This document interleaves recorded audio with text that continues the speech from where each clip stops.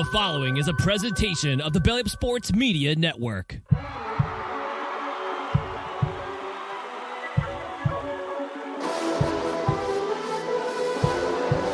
ball sends it over to Edward. Robles, go! InsertName FC!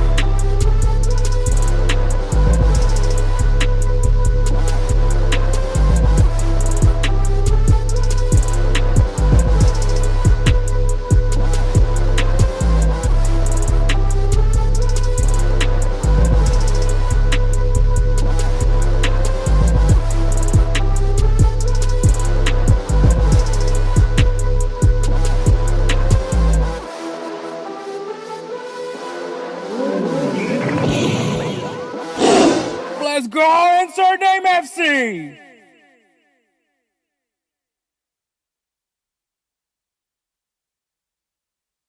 What is up, everybody? It's Hector Flores, host of the InsertName FC podcast, a member of the BellyUpSports Media Network. Joining me, as always, is my best friend and the other host of the show, Eric Robles, and update on the Timo Werner joke stick. He hasn't yet to have scored a hat trick, so he remains. Hey, what's up, guys? And I'm getting a lot of slack for this, so I'm How taking has it. that been? I'm taking it. Y'all just keep tagging me, posting Twitter, X, Instagram. Man, y'all just going to town on me, man. Y'all just going. I mean, I take it like a champ. I'll be honest, but I'm like, when you look back at that clip, man, like, oh, bro, when y'all posted that clip, I was like, bro, really? I was like, man, I swear, I was thinking even Spence was probably chuckling when he was doing that clip. Swear. I mean, well, when he was looking at the clip. My bad. I was about to say, I'm the one that does all that. I know, but that's what I'm saying. I was like, I'm pretty sure even Spence was like chuckling at that. He probably even looked up anytime Timo Werner was playing and he saw all those misses, and I'm just like, yeah. Also, Spencer having the realization that he probably could have texted me, to not have to sing Peso Pluma, was probably also another funny moment. But all right. So last episode, I talked about how I'm not playing EA Sports FC until they fix that stupid bug where I'm not allowed to continue on my career mode. oh yeah. So what ended up happening? I caved in. I was like, F it, I'll just start over again. So I created a new career mode. I'm gonna start with the Houston Dynamo again. Maybe not try to win 2 MLS Cups, maybe just win 1.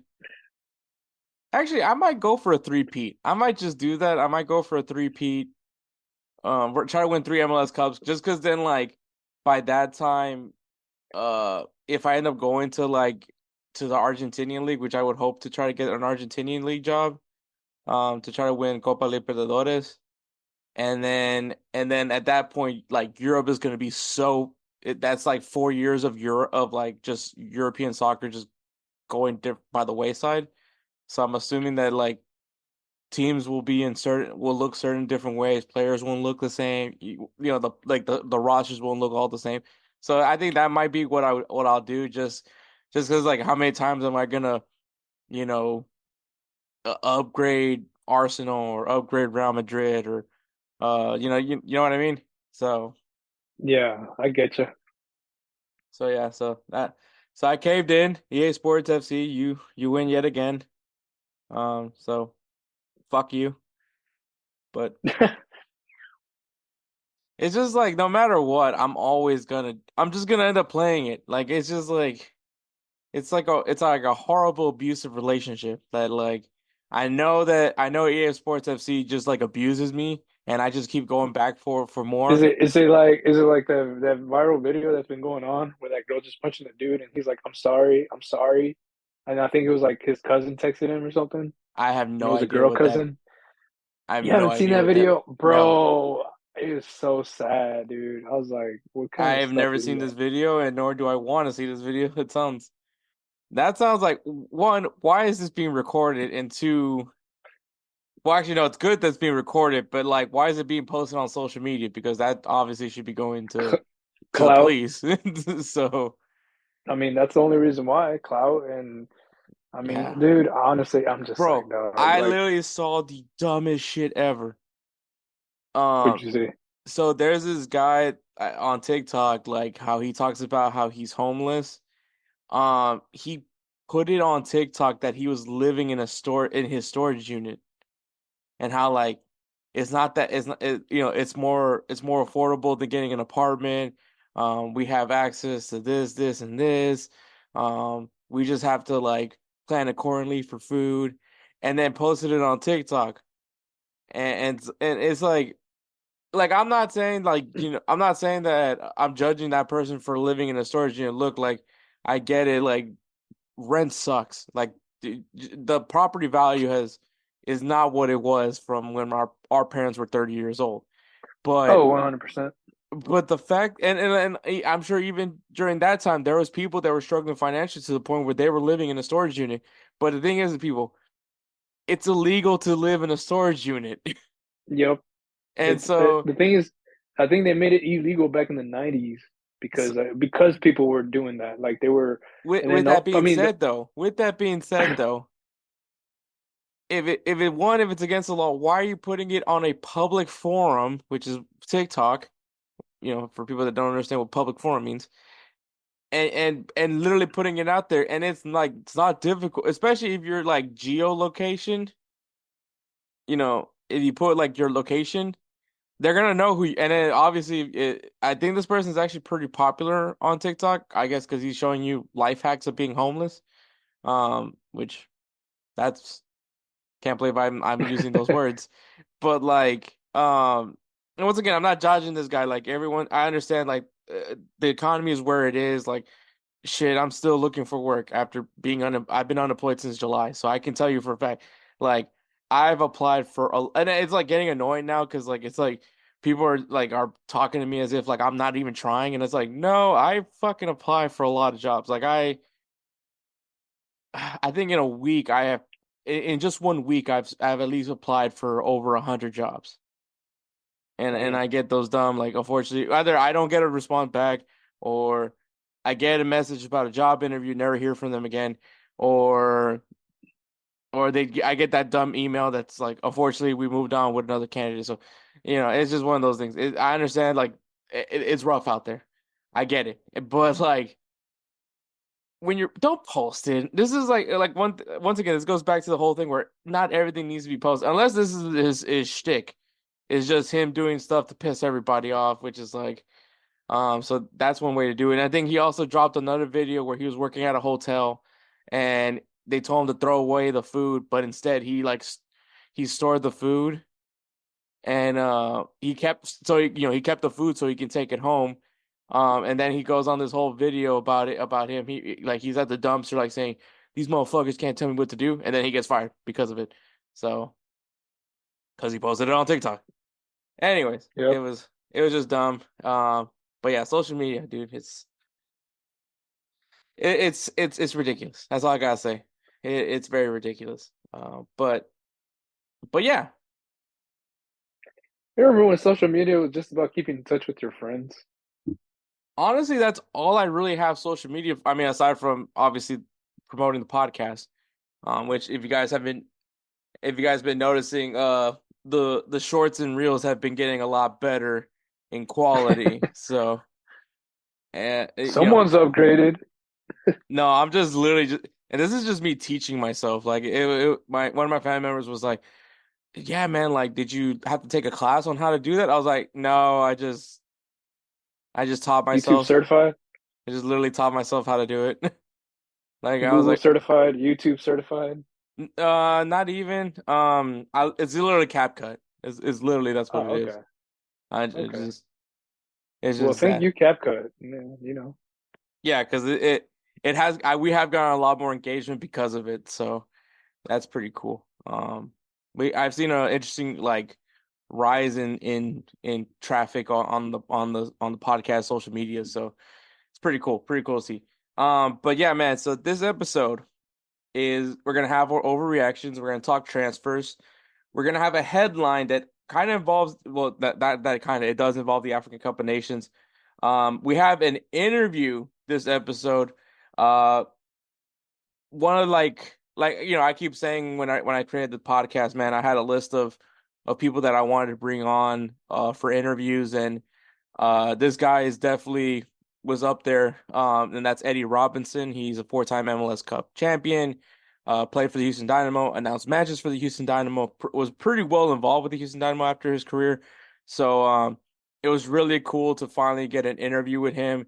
And funny enough was when I reached, so I found out that he follows me on Instagram, Oh, which for real? I never knew that until he liked a pic so I was, obviously New Year's Eve I was at the Texans game.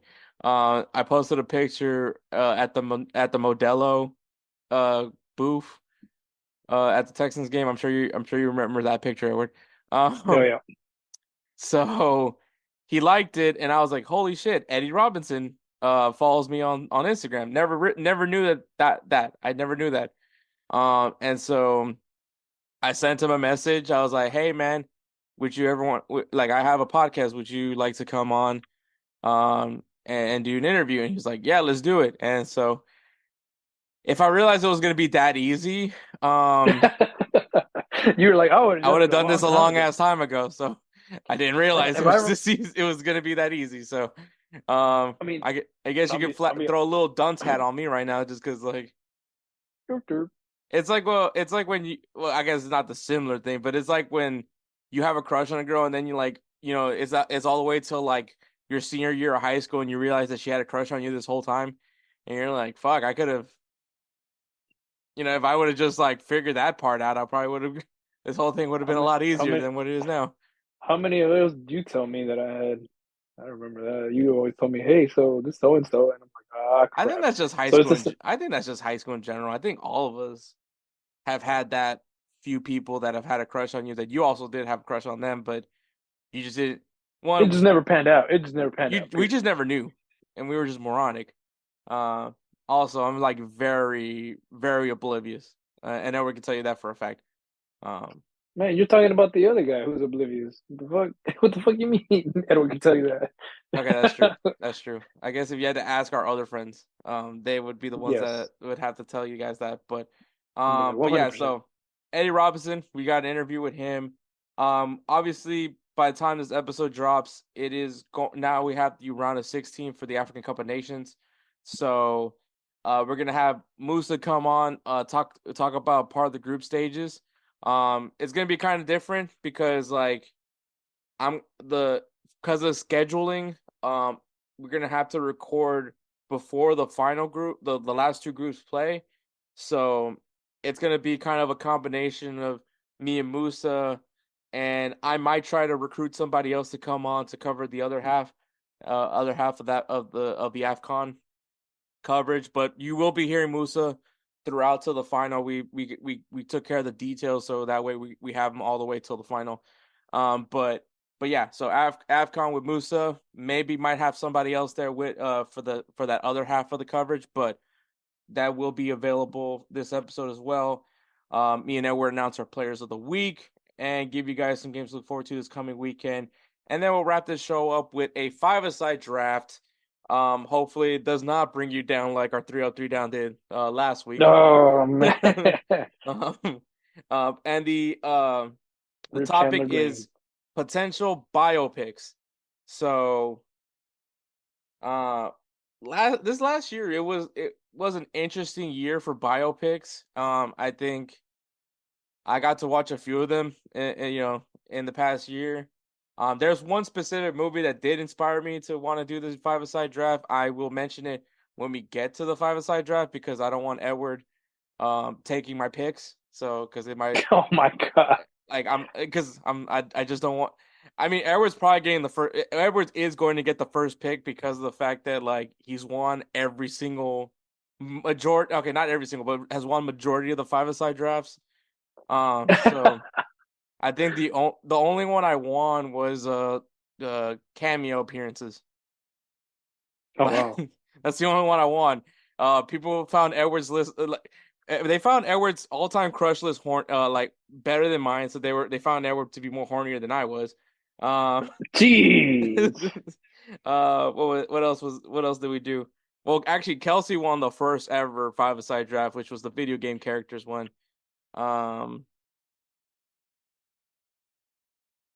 Anyways, yeah. So, did we do anything else? I can't remember off of the, but just know Edwards won most of them. And even though I won the cameo draft, freaking Nick Swisher liked our picture. Oh yes. So I think that's a win. That's a win in my book, man. That's a win in my book. So it was like, who really won that one? So yeah, that was interesting. I got Nick Swisher. I got a bro to like it. That's awesome. Yeah, that was pretty awesome. But all right, so that like I said, overreactions, transfer talk, headlines, Eddie Robinson, African Cup of Nations, Players of the Week, games to watch, five-a-side draft. This is going to be a really fun episode. I think it's going to be a good one.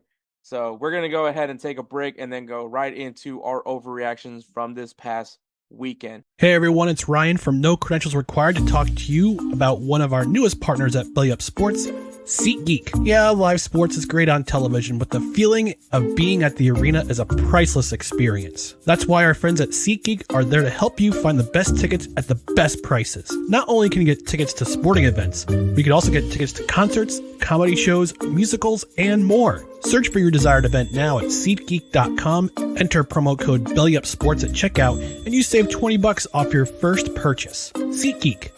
Life's an event. We have the tickets. All right, guys. Make sure you guys follow us on Instagram, Twitter at InsertNameFC. Shit, I just said Twitter. X. At InsertNameFC. Also, check us out on TikTok at insert.name.fc. Obviously, subscribe to YouTube. You guys know that we're having the jersey bet, which is if Sevilla and Olympic Lyon avoid relegation, we will do a jersey giveaway. It's going to involve YouTube, so go ahead and follow us also as well. Over there on YouTube, InsertName FC, you'll see it. It's very obvious which one it is. So make sure you guys do that as well. Also, you can find us on Threads. We're trying to post more on Threads. I keep forgetting about it from time to time. Also, Facebook.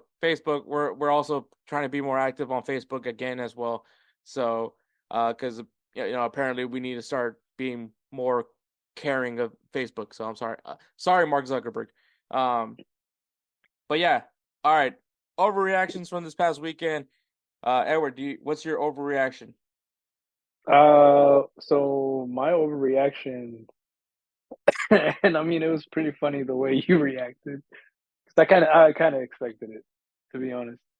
But basically, my overreaction is the Spanish Cup, the Atletico Madrid versus Real Madrid match. I mean, I'll be honest, it was really intense. Went all the way to extra time, and I mean, to be honest, I was expecting something like that. Just a lot of the calls, and I'm saying this, and yes, I'm a Barcelona fan, but I felt like a lot of the calls were going towards Real Madrid's way. And I feel like this is kind of ironic that the guy whose team got caught paying refs or trying to accuse my team. If you would have seen this one video that got posted up online talking about, like, when they start announcing like the players for the teams, somebody actually put refs as like the starting 11. Look, I was like, bro, whoa. I've seen this shit time and time again. It also happened. It also happened recently, as not just in the Atletico Madrid game. It also happened in their last match as well, where people were Real Madrid were down two. Real Madrid was down 2-0. And then they ended up winning 3-2. I think there was like a VAR goal that was taken back, and then there was a VAR penalty that was given to the Real Madrid. Yes, the Almeria game. Are you talking about the Almeria game? Yeah. Yes, too. That one. Yes, I actually saw the highlights for that. Yes, so there's a preview. And okay, for people that are gonna be like, "Oh, Hector's Look, in look, look, look, look, denial because okay, he's no, no, no, no, blah no, no, blah no, blah, no. Okay, stupid Real whoa, whoa, Madrid here, fan." look, look, look, look, look, look, look. I'm gonna tell you something. You The didn't even let thing me say what I was is, gonna say. no, well, let me try to finish that one off on my side. The players were tired because I think what the Spanish Cup was after or before the Almeria game, right? Yeah, Or was that after? Yeah. So I understand the Almeria had the advantage because they had fresh players. They didn't have like all this tired shit. Bro, I bet you Luka Modric was tired as hell. Tony Cruz was tired as hell. Everybody was tired as hell. I'm not even going to deny it. But there was, like I said, there was moves. And yes, on both of those games, it was kind of like pushing towards Real Madrid. Now, just because I'm a Barca fan, but I do see, like I said, I do see where you're coming from too. But go ahead. no, I've joked like I know people are gonna be like, "Oh, because," and of course he's an Astros fan, so he must What be cool with was you. it? What is it? What does that have No, to do I'm with just saying anything? people are like, "Oh, this guy's all like trying to be all like passive about being cheating." Look, I'm not saying that like I've said it plenty of times on this podcast that I was like, I know that the refs favor Real Madrid. I have said that more than times than anybody. I've said it. I was like, yeah, the refs definitely helped out on that one. So like I've never Oh sugarcoated man. about, especially like the help that Real Madrid has gotten for the refs. But I also mentioned that Barcelona also does get a lot of help from the referees as well. If anything, the only one from the big three of of La Liga, sorry Spencer, from La Liga is that Atletico Madrid is the one that gets the raw end of the deal because they don't get referee help. Um, and, They and got they got that's where you get Diego Simeone, who like literally will actually scream in the ref's face and will start doing the yeah, whole DX suck it thing, and he'll go crazy. Like yeah, you that have to like if you're a referee, you just have to worry about the Diego Simeone death stare. So I mean yeah, pretty like much, dude. Yes. but trust me, and it's not even just like Real Madrid and Barcelona. Like it's even in like the top teams in the English Premier League, the top teams in Serie A, like uh, Bayern Munich is definitely Bayern Munich is a whole different other discussion. I don't know what's happening there, but I mean, I feel like Bayern Munich is just they might as well just name it instead of Bundesliga, they should just Bayern Munich League. well, not the way it's going right now so far this No, season. not right now. Well, that's what I'm saying. Like right now, even with the season, even with help, they're still really not doing well. Yeah. So I mean, do I really like tinfoil hat on or off? What I don't care what you want to say. Is Real Madrid getting help from the referees? Probably. I mean, they just didn't get caught. I've said it like I don't like Barcelona getting caught on the whole thing for like paying referees. I'm sure that they're not the only team. It has been going on for years. Juventus got hit with it as well. AC Milan got hit with it as well a few years ago. Like this is literally everyone does this. Like it is just plain and obvious. Like I don't argue for it. I don't argue towards it. I don't argue against it because unfortunately there's no one that plays the game cleanly. Even I make fun of financial fair play because I think it's a joke because clearly it's not being at least like well done. Like I mean, like they're not protecting it very well. Like Juventus getting caught for financial fair play too, I think was a crock of shit, especially when you have teams like Manchester City that went and got the best center back in the game, you know, right in front of everybody's eyes. But it's and then like oh my god, when I posted the whole Newcastle when you and me were talking about how like Newcastle hasn't spent anything. Oh Oh my god, yeah, did I get like how many times I don't know how many messages that I get was, have you ever heard of financial fair play? And I was like, have you ever heard of Manchester City? Have you ever heard of Liverpool? Have you ever heard of Real Madrid? dude, their pocket, dude. I'm not even saying their pockets are deep, but I'm pretty sure those contracts, Virgil van Dijk, Mo Salah, uh, Erling Haaland, Phil Foden, all their recent contract renewals. What's his name? I can't say Guardio. Yeah. the center back you were talking about. I mean, dude, pretty sure Kevin De Bruyne, he has a nice hefty contract too, and he hardly has played this past season. But I'm pretty sure that that's a hefty contract. And I mean, that's the thing. Those contracts, and then for them to have those type of players, I'm like, bruh, like that's insane. And I understand it. That when a team goes up from a division, they get like, okay, you get this much money from the league and the sponsors and all this stuff. So it's a big growth, so you can spend it. And then same thing with ownership, like you get to spend it.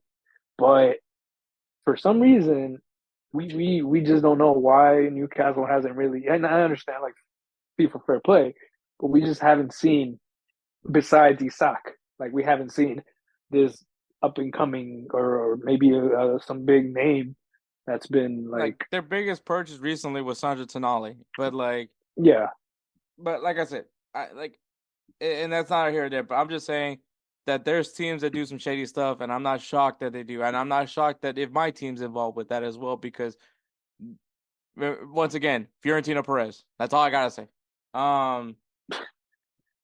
That lovable but punchable face guy. All at the same lovable, time. I have very mixed feelings about Fiorentino Perez, and everyone knows that. But yeah. So that's a pretty good overreaction. You definitely got me a little heated from that one, but that's all good. So my overreaction is it's the end of an era, a very special era that me and Edward both have experienced in our football and lives. And now we just, a new team has now joined the members club of teams that have fired Jose Mourinho. Oh yeah. What an era to end. Is he gonna get a job somewhere? Probably. I mean, it's Jose Mourinho. Is his game? Some people are saying, "Oh, it's because his tactics are washed." It's like, man, I don't think so. It's just like it's the cycle. It's the cycle with Jose Mourinho. He's like gets control of the team, does what he needs to do, signs players that he doesn't play. Causes controversy at some point. I don't think there was any controversy at Roma. I mean, there's now going to be a controversy now because Romelu Lukaku was hoping to stay in Roma, and now without his guy, now he has to resort to going back to Inter Milan or Chelsea. I don't know where he's at technically. I just know he was at Roma. But yeah, man. But there's a cycle. I think I don't know how long he usually lasts in these teams, but I feel like 3 years is usually a good number for him. Which I think technically he did do 3 years at Roma. So yeah, this is pretty much up to what he usually does. And like I said, me and Edward can both speak on it because we've supported teams where Jose Mourinho managed. Obviously, Edward had Manchester United. I had Real Madrid. Was there some good that came out of it? Yeah. Was there some bad? Definitely. But at the end of it all, Jose Mourinho is Jose Mourinho, and it's one of the things that we love and hate about Jose Mourinho is just he is who he is, and he will never change. Jose Mourinho, I think, is definitely a guy that I don't know if he's married or not, if he has a family, but if he was with someone and she told him it's either me or football, like that would be like the most irrelevant question to ever ask Jose Mourinho, because obviously it's gonna be football. And I thoroughly believe those words when I say that. But yeah, man, Jose Mourinho, he is no longer with Roma. He did get offered a job over in the Saudi league, but I'm just gonna say this, Edward, and tell me if you agree or not. I think for the best interest of the Saudi league, I think you stay away from Jose Mourinho. And it's not because of him as him as a coach or a person, but this man will bash you. No, yeah, he will. So, but he will. If your league stinks, which I mean, I'm not saying that the Saudi league stinks or not, because But obviously now there's a trend now where players are wanting out of Saudi Arabia. But the last person you want is the guy that like speaks his mind to Oh, 100%. so that's just my opinion. But yeah, so Jose Mourinho, man, he is now back in the market for a team. What do you think, Edward? Well, I mean, like you said, it's gonna be harder for him to find a team. Honestly, Oh, I don't think it's gonna be he's that hard. I don't think it's gonna be that hard at all. well. I don't. Let me put it this way. I don't think he's gonna go anymore to the majors. You know what I mean? I don't think he's gonna go to the EPO, La Liga. I disagree. You think he's gonna somebody in the top three, top five league? Are you gonna end up getting him somewhere in the UEFA? I think so. I think Okay. that Okay. Jose Mourinho is the ultimate break glass in case of emergency type of guy. Because, I mean, think about it. When he came to Manchester United, break glass in case of emergency, bring Jose Mourinho. Technically, he's the only one to have won you a trophy. So, well, I mean, I guess now Ten Hag has the Carabao Cup. So, win. But Yeah. I don't know. Would you rather have the Carabao Cup or the Europa League? I'm just gonna ask that on that one. But no, I think that there's going to be a team. There is going to be a team that will want to bring in Jose Mourinho, especially if things aren't going too well with their current coaching situation. Um, will that be in the Serie A? I don't know. Like right now, there's not really like a top team right now that at least like a power top team right now. Oh well, I guess maybe there's one team, and but I just don't. Okay, the reason why I'm not entirely sure that it would happen is because of the fact that like I don't think Tuchel's doing that bad of a job at Bayern Munich. So I don't think Bayern Munich could be a possibility because, like I said, they're only 7 points behind Bayer Leverkusen. I think they still have a game at hand. So if Bayer Leverkusen and Bayern Munich play and Bayern Munich wins that game, that does shorten that gets them a little bit closer to the top spot for the Bundesliga. But I mean, Borussia Dortmund, how happy are they with their current coach right now? I said some really mean things about him. So, but is Borussia Dortmund desperate enough to bring in a Jose Mourinho? That's up to question. But I think that's. I don't think that they're going to move on from that coach anytime soon. So I think that's out of the question. But like, if you look at the EPL, so maybe not right now, like in the now, right? I don't think there's a team, at least one of the top teams in Europe, that needs Jose Mourinho. But come next season, I think that there's a good possibility that there's going to be a team that's going to be wanting the services of Jose Mourinho. Or I mean, what if Monaco wants him? Just saying, I think that there's going to be a team I think there's a team that's going to want Jose Mourinho.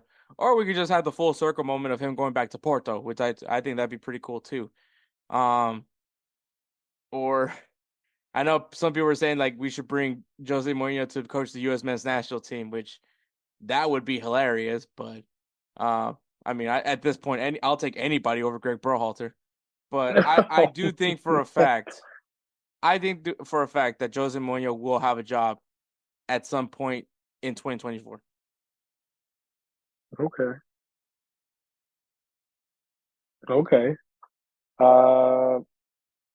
So you think he's gonna go to the Bundesliga? Basically, you basically have a strong inkling he's gonna go to the Bundesliga. I think if Tuchel continues to struggle with Bayern Munich, I can see Bayern Munich wanting out with him and maybe bringing Jose Mourinho. I think if Borussia Dortmund and Bayern Munich are the two teams that I can think of that if they're not happy with their current coaching situation, because I mean both of them are not. They're both Borussia Dortmund and Bayern Munich do not look like what we expect from Borussia Dortmund and Bayern Munich. I would say that maybe there's a team that's willing to I don't know where Newcastle is right now, but like, because Newcastle would be funny. if Newcastle got Jose Mourinho, I think that would be very hilarious. But or just a but I think like for me right now, off the top of my head, Borussia Dortmund and Bayern Munich would be two teams that I could think of. Maybe a return to Porto. Because I mean he has returned to a team. I mean he went back to Chelsea, so he's done that before. Or maybe if he's done with Europe, which I don't think he is. Maybe he tests out the MLS, but I don't see that happening. Or I don't know if the Portugal national team job is available because I'm sure if anything he would definitely love to manage Portugal. I mean a lot of Portuguese players are Jose Mourinho guys. Cristiano Ronaldo being one of them, but yeah. But like right now, there's not a team. I don't think right now. I think if Bayern Munich continues to not live up to par, because I mean they just lost to Werder Bremen, and that's definitely embarrassing for them. You know, I think if the seat gets hotter at Bayern Munich, I can see Jose Mourinho being the first name being called for that job. I could see that. But all right, that's overreactions. Oh wait, you were gonna say something? No, I was just thinking. I was like, maybe. What about the Chinese league? No, I'm sorry, Chinese Super League. Europe. Chinese Super Europe. Bro, China Super League is like no one's talking about that league. No one's talking. I know. Why do you like? Do you hate Jose Mourinho so much that you just don't want him in a UEFA? No, it's not that I don't want him in a UEFA. I just feel like he's gonna end up looking for that retirement league for himself. He's not. He's definitely not. His resume is too good. You think so? I mean, as long as they don't ask what happened when he left, like why'd you leave? As long as they don't no one asks him that part. But like when you look at his resume, dude has a really good resume. Yeah, He's managed some really good teams. He's won some really important trophies. So like, and he has a doppelganger out there who's going viral. And he's got the doppelganger from Brazil. So like, yeah, I mean, but on top of that, he's the. I mean, this is literally the dumbest flex ever. But he's literally the only coach to have won the UEFA Europa Conference League, the Europa League, and the Champions League. And to have it tattooed on him. And have it tattooed on him, and also be witnessing of a very awkward marriage proposal. So like, there's a lot of great things on that resume that he can show off. Just don't mention people why he got fired. But you know, the only thing that also you got to take from it is just now it sucks for Romelu Lukaku because now he doesn't know where he's going because, you know, this guy was hoping to stay at Roma because he would be able to continue because he's a Jose Mourinho guy. Yeah. And so like that was literally the reason why he came to Roma, and now that Roma, you know, fired him, now it's like, where's he gonna go? Is he gonna go back to Inter, or is he gonna go to Chelsea? I think is he officially with Inter, or did Chelsea send him back out on loan? I think they probably sent him back out on loan. Yeah, so it's gonna be an interesting situation there for Lukaku as well. But all right, transfers. Jordan Henderson becomes the first player to leave the Saudi League. He terminated his contract with Al Ettifaq and has now joined Ajax. So he is back in Europe. That is going to be so weird to see him in that Ajax jersey, but he was one of the first players that you heard a lot of him not necessarily being able to. He wasn't a fan of the weather.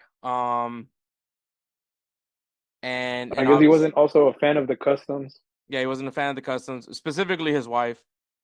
So yeah, now he's in the Netherlands. So, which I feel like that's a complete like 180 compared to Saudi Arabia. So I mean, I think that was the point. Yeah, so I think that's it. Just to go to Amsterdam is it's a complete 180 to Saudi Arabia. Definitely. So Sergio Reguilon, his loan at Manchester United was terminated, so he went back to Tottenham, but now he is leaving Tottenham to go on loan at Brentford. So there's that for him. Well, I mean, he's getting burned, and that's as a player, that's what you want. No, yeah, definitely he's playing. He's gonna get playing time, but it's just like Like if you think about it, let's put it this way. And okay, this is kind of like so. Even though let's put it this way, he's not playing for the basically the team that owns him.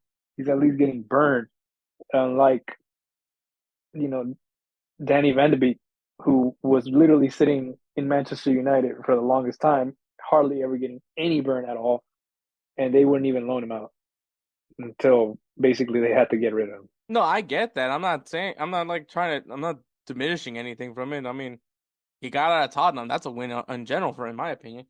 But like, Just to but it's just like this guy is not getting a chance to really show what he can do. Like Tottenham went and got him. Like more and more, it seems like clear why Real Madrid had no problem letting him go. It is also the other thing because remember he was with Real Madrid, and then Tottenham offered money, and I don't think Real Madrid really fought back for much. So, it was, he just wasn't a Real Madrid player, and he hasn't really gotten a chance to show what he could really do. Hopefully he can do something with Brentford. I think it's a really good situation for him specifically. But yeah, so Sergio Reguilon on loan again, which it's a good thing. Like you said, he's going to play, and that's more important than anything else. Continuing on, man, Valentin Barco of Boca Juniors is going to Brighton, which I believe that there was a bidding battle between Manchester United and I think it was Liverpool or Tottenham. We're fighting to get the young Argentine fullback, get him in their club, and Brighton goes ahead and gets him, and this is now Brian just doing what they do, which is going to get players for a pretty low fee, I would assume, and then they play with them, they get better, and then they sell them for like a shit ton of money. So Brighton, which is sounds great. about right. It sounds about right. It sounds right under their realm. Valentin Barco, very highly rated fullback once again, from Boca Juniors. So we'll see what he does at Brighton. But Brighton doing what they do best, which is getting some high potential players and seeing where they end up going after that. So, I'm not entirely sure if Estupinian is officially fully healthy now, but I mean, you add that to that back line, that's gonna be a really interesting back line to watch. So keep an eye on for some Brighton games. So another crazy thing that happened. So Kieran Trippier terminated his contract with Newcastle United. Damn. And yeah, that's now he's joined Bayern Munich.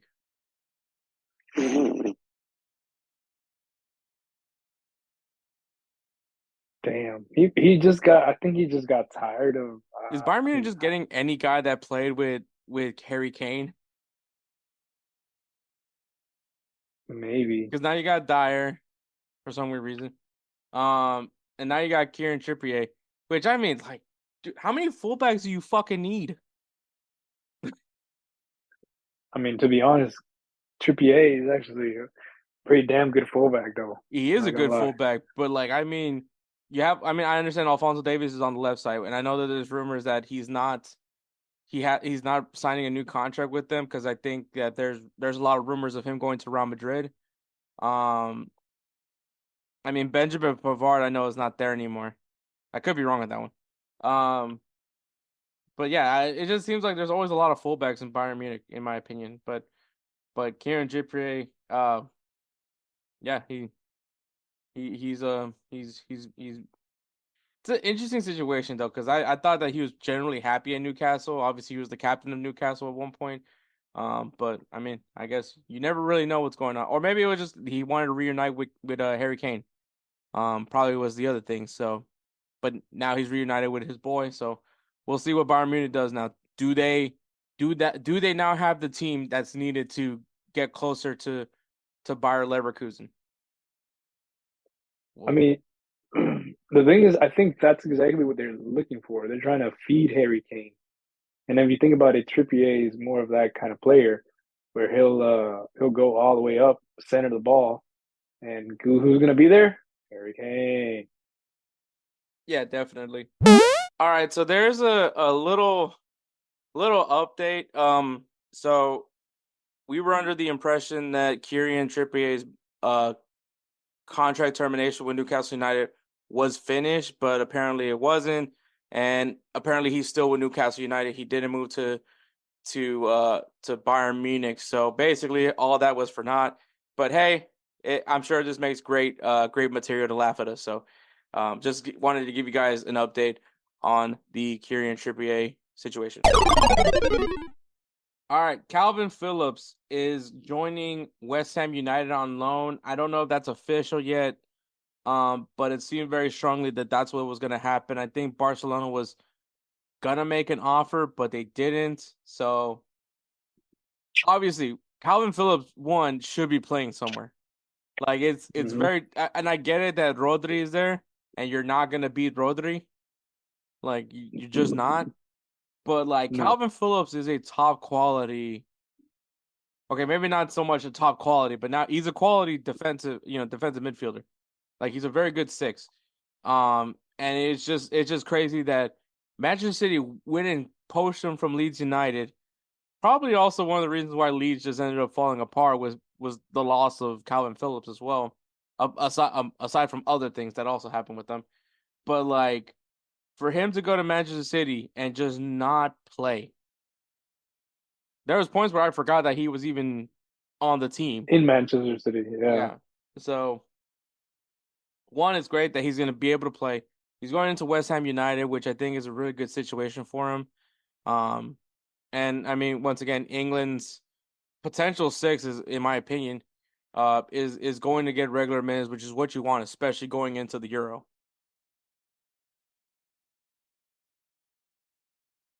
Yeah, I mean, maybe you really think, okay, so him or Declan Rice, what do you think? I mean, I'll take definitely Declan Rice.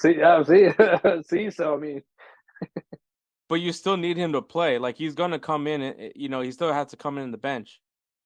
Yeah, true. I mean, but who else is in that midfield? I mean, Jude Bellingham, Declan Rice. Well, Jude Bellingham is more of an attacking mid. It's Declan still Rice the has fucking played midfield. center. I said midfield. Yeah, but I'm over here thinking like the exact same position as him. I'm not talking about CDMs. I'm talking about the midfield as a whole. It's like, who's Jesus Christ, Edward. All right, Jude Bellingham and Declan Rice, I would assume, is so far. Who's that third guy in the midfield for England? I really don't keep up with England, to be honest. Now,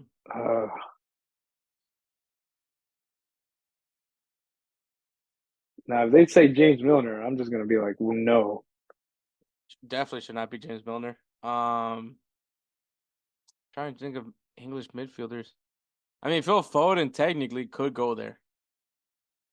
They always put him in the left wing. Yeah, that's the whole bitch of it all. But then again, you have Jadon Sancho and Bukayo Saka now, so. And then you also have Marcus Rashford, who he plays in the wing sometimes. Yeah, I don't think we're gonna see much of him. Yeah. All right, English national team. What was the last roster they had? This is great. Wait, what about? No. What about that young kid, the one from Arsenal, the one you were all Curtis Jones? No, not Curtis Jones. Smith Rowe. There you go, Smith Rowe. Dude has not been playing. Okay, well, I mean, I'm just saying. So I guess they do like a dual 8 thing because they had Trent Alexander-Arnold in the midfield. What? Yeah, I mean, that was the North Macedonia game, so I don't think that one should count. Let's see. Yeah, I think they were just trying out. Hey, think you can play this game? Yeah, sure. Yeah. No, I mean I've been seeing Trent Alexander-Arnold play more in that in that side. Oh yeah, I mean there's Jordan Henderson, but I don't think that they're gonna call him anymore. I No, mean, they maybe really now have that been with using Trent Ajax. Alexander-Arnold in the midfield. Connor Gallagher. Well, Yeah, I don't think he's getting. no, but now that he's in Ajax, they might use him. Yeah, but not as I a mean, they could starter. use it. Yeah, I mean, he'll come in, burn, Um, or maybe he'll start and let what you call it, Calvin Phillips come in later on. so you would have a midfield of Declan Rice, uh, Jude Bellingham. Jude Bellingham, and Jordan Henderson. Yeah, doesn't sound too bad. I mean, I guess it depends. Well, I mean, I'd rather use Phil Foden in that midfield, especially with the options I have on wing in the wings. Especially the way it looks like Jadon Sanchez got his groove back. Yeah. So we'll see. Anyways, and then the last transfer news. Andres Guardado is leaving Europe. He is no longer the captain of Real Betis. He is set to return to Mexico and play for Club Leon, which I think that Atlas, you missed a prime opportunity to bring back your king. Um, Or your Prince, your the Prince are, Principito. yeah, I can't believe that. Like I understand that Liga MX, like there's literally no loyalty. There's like zero loyalty in that league. But like, come on, man. This is when I think of Andres Guardado, I think of Atlas. And Yeah. so like it just baffled me that like he didn't end up going back to Atlas. Like I think that would have been so cool to I see him mean, back with that he team. he might he might. I mean, he might just play 1 year with Leon, and then later on, he might be like, I want to do my retirement here with Atlas. I mean, That's maybe, the thing, though, maybe, maybe, and maybe and that's that then possibility. and that's the thing with the Mexican football too. Like they'll allow you to do that. Like their players, they allow them to do that. Like they're like, okay, yeah, sure. Like 1 more year, they'll go ahead and Dude, have. I mean, look they'll at loan you to your rival. yeah. Or friggin' Tigres and Club America. They're like literally a center back from Tigres was loaned out to America. So Oh yeah. I mean like yeah, Liga MX is a weird league, but like I don't know. I just feel like it would have been cooler to see him in an Atlas uniform than Club Leon. I mean, Club Leon has some really nice jerseys. Not saying anything, especially with that Call of Duty Charlie collaboration that they just dropped. Oh yeah. Those jerseys are sick. Maybe one day I'll buy one of those. But yeah, nah, dude. Yeah, Club Leon. I mean, Club Leon's obviously a really good team. Maybe Atlas. Maybe right now it's not looking that great in Atlas. I mean, I haven't really heard much from them since they won the back-to-back. Uh, the Apertura and the Clausura in the same cycle. So I mean, maybe that's the reason why. I mean, Club Leon is always a team that does pretty well in Liga MX as of recently. So maybe there's that reason to it. But yeah, it just feels weird to see him not in the Atlas uniform. But it's gonna be an amazing reception that he's gonna get probably at every stadium because it is Andres Guardado. So Yeah. a really good player, a player that I really enjoy watching. Um, even as an American and a Salvadorian, like probably one of my favorite players to watch from Mexico. Um, so that yeah, but he's back in Liga MX. He is done with Europe. But what a time for him in Europe, man. Definitely a good representation of what Mexican players can do overseas, and I think he's definitely definitely that great representation. Because I mean, when he left to go and play for, I think it was Deportiva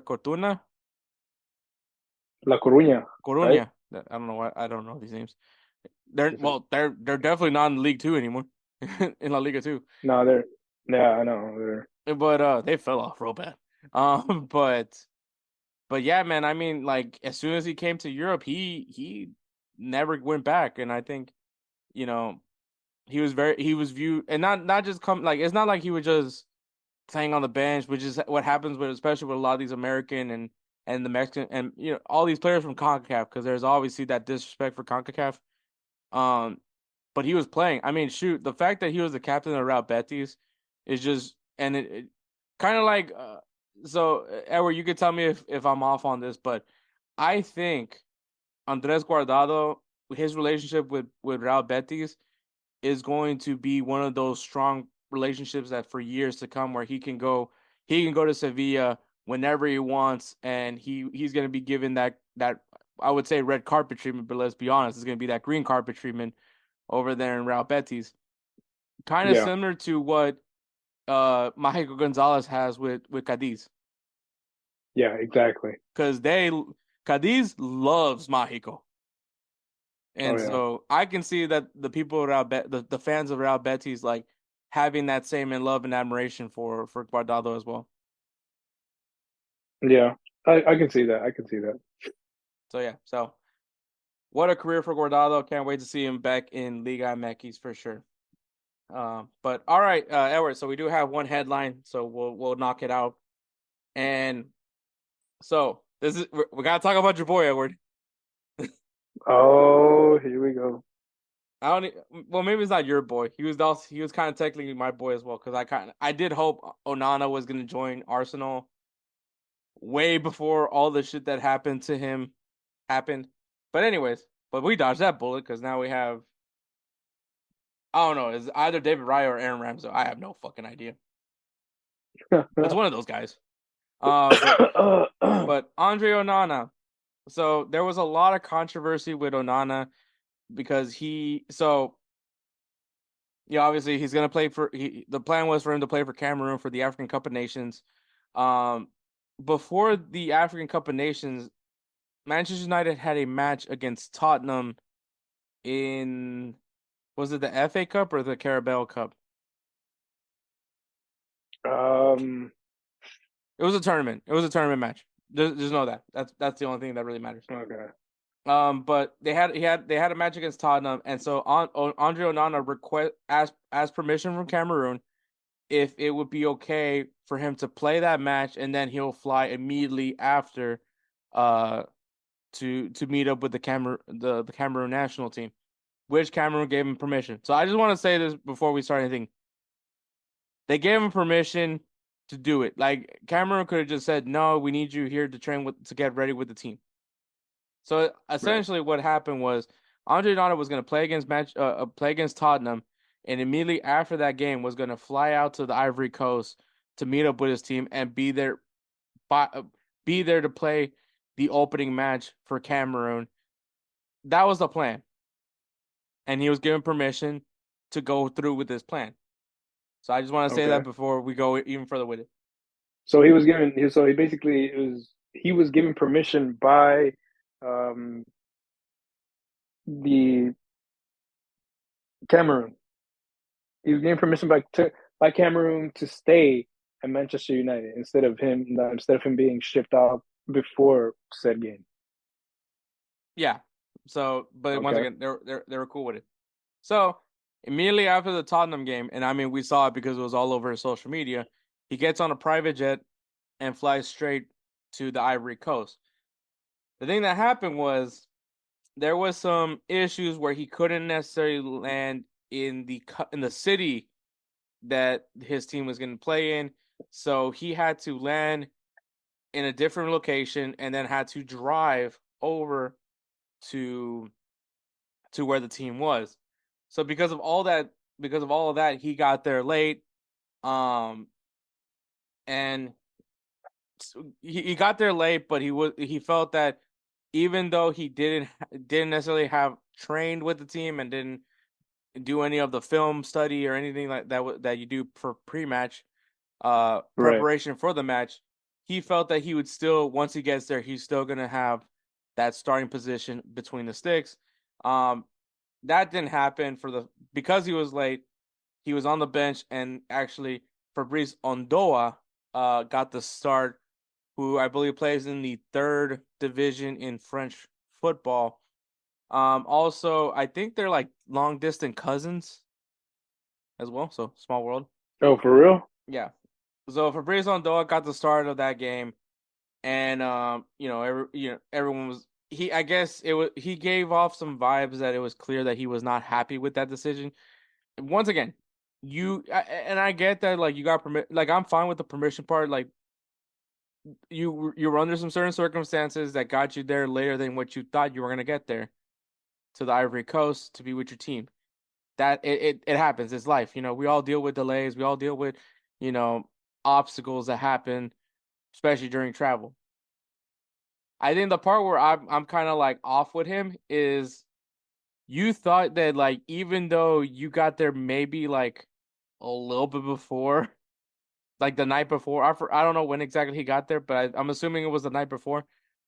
You have done zero prep work with the team. You have done basically you're actually saying that you're still the best goalkeeper on the team with zero preparation for that first match. Yeah, that's tough, honestly. Like, he didn't prep, no training. Basically, you're playing. Let's put it this way: you're playing cold. You're not warmed up. You haven't done like the proper goalkeeper, stretches, training, what have you. The night or the day before, you're not relaxed. Your mindset's probably out of whack at that point. You're not well rested. So yeah, you have a lot of things going against you, even though you may be the best goalkeeper for that national squad. Maybe, like I said, maybe. It's just a lot of things I'm pretty sure that the coach took into consideration besides the fact that he was late. So yeah, so that first match again, for the opener for the African Cup of Nations was a 1-1 draw against Guinea. So there was a lot, like I said, there was so it was clear that he wasn't happy with the decision, and so he spoke to the media. He spoke, but not really spoke to the media, if that makes any sense. And this is the quote that he had: "I have a lot to say, but I will not say it here because we are in competition. Let me continue to be criticized. I am used to it. I do what is good for my country. It's like choosing between my father and my mother, but my country comes first. That's why I'm here. We are all together. We are here to win." Okay. This has to be like the most douchiest thing I've ever heard in my life, by the way. Well, maybe it's not the douchiest thing, but I'm not gonna Well, say. okay. I got a lot Not to say, but I'm not the gonna say it. pettiest, the pettiest, This is, the yeah, pettiest. How about that? I'm Not used. douchiest, but the pettiest. He's just being petty. Let me continue to be criticized. I'm used to it. I mean, the saying, like, if you don't have something nice to say, don't say anything at all. So just don't say anything at all.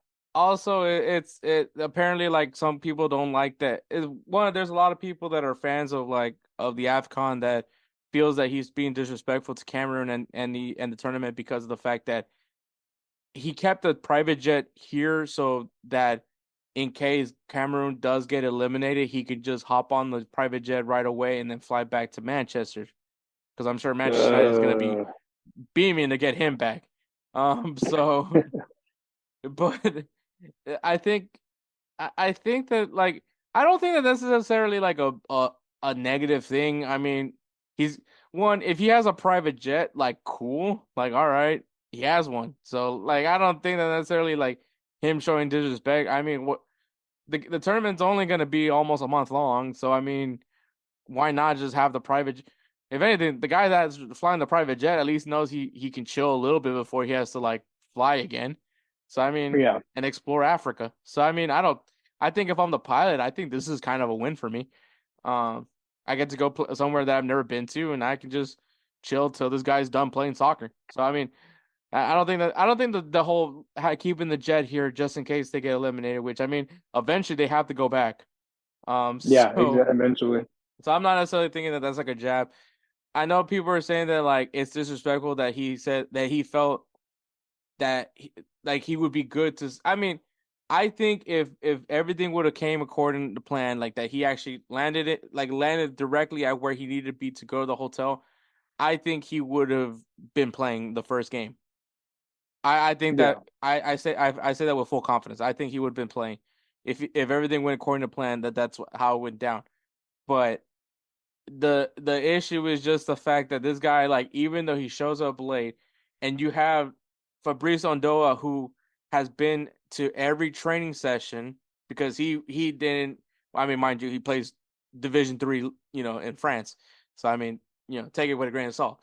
But at the same time, like this guy's been here from day one of preparation for the tournament, and so he's done the work. He knows what the team is going to be doing in the match, at least the preparation for it. He knows what to look for from Guinea.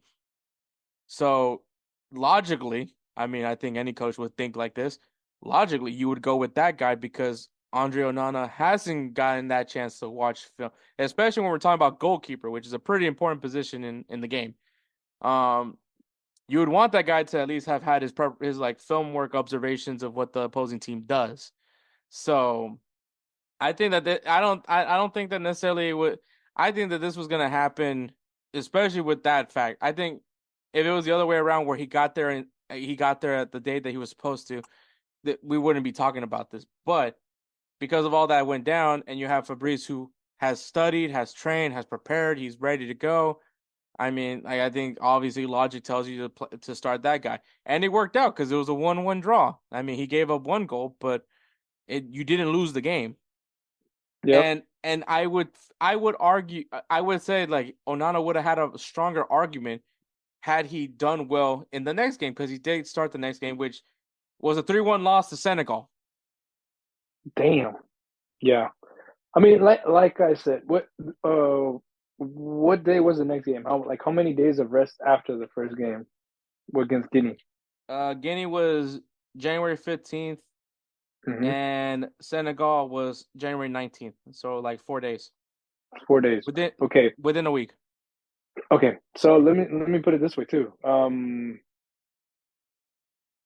The thing is, Onana basically was already on those bad vibes. Like he was already feeling like that pettiness, like basically, I didn't play the first game, and so I'm pretty sure he's basically saying, I didn't play the first game, so this is probably why we lost the second game. Like he's basically feeling like, I'm the keeper to have around, so I should have been the one to start in the first game, and I'm not warmed up yet from actual competition, so that's why we are not winning. Like that's I think that's his vibe, and that's the reason why they lost, because I'm pretty sure his footing wasn't right. His footing wasn't right. His warm up wasn't right. Everything wasn't right. Like he feels like he should have been the first one, and I think he was riding on that first game, on all the negativity, and it affected him in the second game. So I wouldn't be surprised if they would choose the other goalkeeper and not Onana. And then after that, we'll see what happens. But for now, I mean, and plus, I mean, you got to think about it. You got Guinea, but then you got Senegal. Senegal is I think it's more of a powerhouse team than Guinea is. No, I agree to that. I think, especially if you I mean, if you want to prepare for Senegal, you have to do a lot more work, because that team is in fact a powerhouse. And I'm not saying that as a way to suck up to Moussa in any ways, as he's from Senegal. Well, no, it's not. I mean, you could say. I mean, I'm just saying. But I not do wrong, bro. I do think Andre Onana will start the next game. Because I mean, let's be honest, Senegal was clear of Cameroon. It wasn't like, no, I don't think anybody was betting on Cameroon against Senegal, and that's just because Senegal, I think, is just a clear better team right now in Africa. But I do think because the next game will be Gambia. Obviously, by the time that this episode drops, they've already played. But I do think that's, and especially because right now Cameroon is in third place with a draw and a loss. So right now, because obviously, if you guys don't know, in AFCON, it is the winner and the runner-up that automatically qualifies for the knockout round, and then the 4 best third place teams. And so right now, if Cameroon can somehow shit out a win, they definitely guarantee themselves a spot in the knockout rounds. So I do think that Andre Onana will still be starting. Will be starting against Gambia, and the reason why is because obviously he's your best goalkeeper. Like, no offense to Fabrice, but it's Andre Onana. Especially when this is now a knockout game for them. Like, Yeah. it's win or go home. Like, there's no to guarantee yourself into the round of 16, you have to win against Gambia. So I think that they're going to make sure that they have their best out there. And once again, no offense to Fabrice Ondoa, but your best is Andre Onana, so he's going to play the game. I think that obviously they gave him this bad villain role because obviously he chose, and I'm just saying more so as the media, because obviously he chose to stay with his club Manchester United over getting there on time and prepare with his team. And I get that that's also, but I think this is where I kind of wish the league would recognize these tournaments, like, because mind you, the Asian Cup is also happening right now, and Premier League and all the other leagues are still playing. Yeah.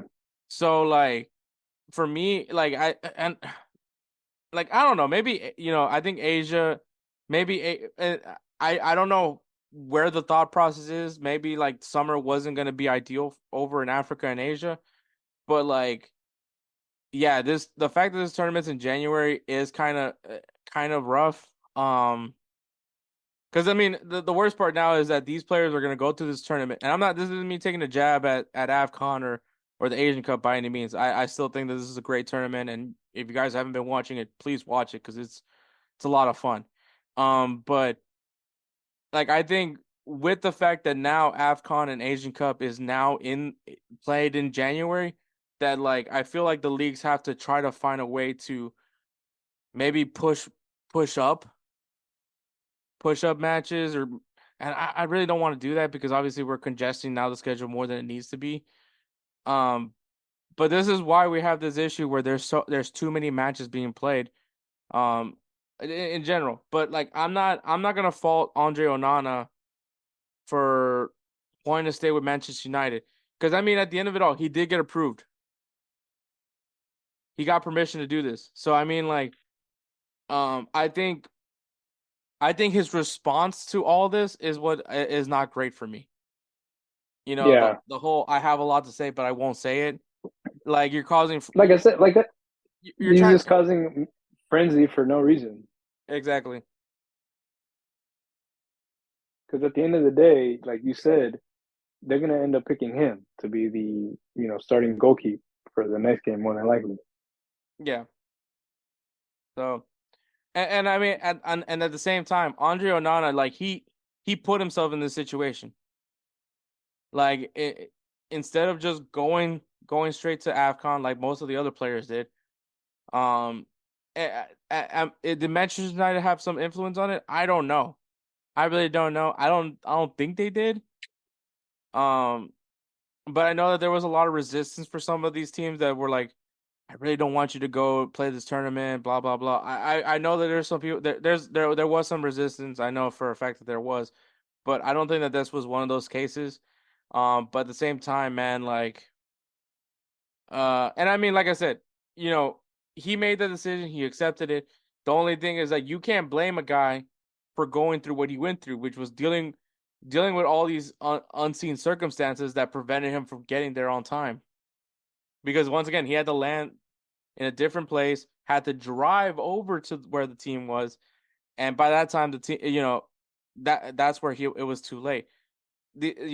Like I said, none of this is in any way I'm blaming him for, because it happened. The thing was just how he responded to being benched. That's the only thing that I have a problem with. But now he's playing. Apparently now he's smiling. Apparently that's a good sign that he's happy. Which I feel like that you can say that with anybody. But we'll see what happens with Cameroon as they take on Gambia. Hopefully, when me and Moussa preview recap the group stages, we'll be able to say that Cameroon is going on to the next round, because I'm sure if he hops on his jet, it's gonna be even more ridiculousness. So Yeah. we'll see how we'll see what happens with Onana. But Edward, anything you want to say before we move on from this topic? No, I mean we kind of already said our pieces, and I mean, like I said, it was just I think he was just having that petty moment where he was just like, man, he wants to say it, but of course he's not going to say it, even though he technically already kind of said it already. You know. Yeah. It's So I mean, it is what it is. It's done. Basically, it's done. So you can't really take that back about, oh, I want to say something, but I'm not going to say it. It's already done. It's already out there. Yeah, exactly. I agree. But all right, so we're gonna go ahead and take a break. You guys are gonna go straight into my interview with four-time MLS Cup champion Eddie Robinson. And we'll take a break, and then you'll hear me and Moussa talk AFCON, and then you'll hear finally me and Edward back when we do our Players of the Week segment. So, but right now, get ready to listen to Eddie Robinson interview. I really gotta say it was a fun interview to do. Eddie Robinson is definitely really fun. Hopefully, I will say this. So Eddie Robinson was unfortunately called to do a job for where he works at, and so he said he was fine with doing it in his car, in his vehicle. So that's so if you see like any issues with the connection, I did try to fix up edit as much as I can, so that way it's not as rough to listen. So, but aside from that, what we did get, it was a really good interview. Hopefully, we can bring him back on to talk more football with him, because the guy knows a lot about the game, and so hopefully we could bring him on again. Maybe when he's able to be inside of his home and talk football. But it was a really great interview nonetheless.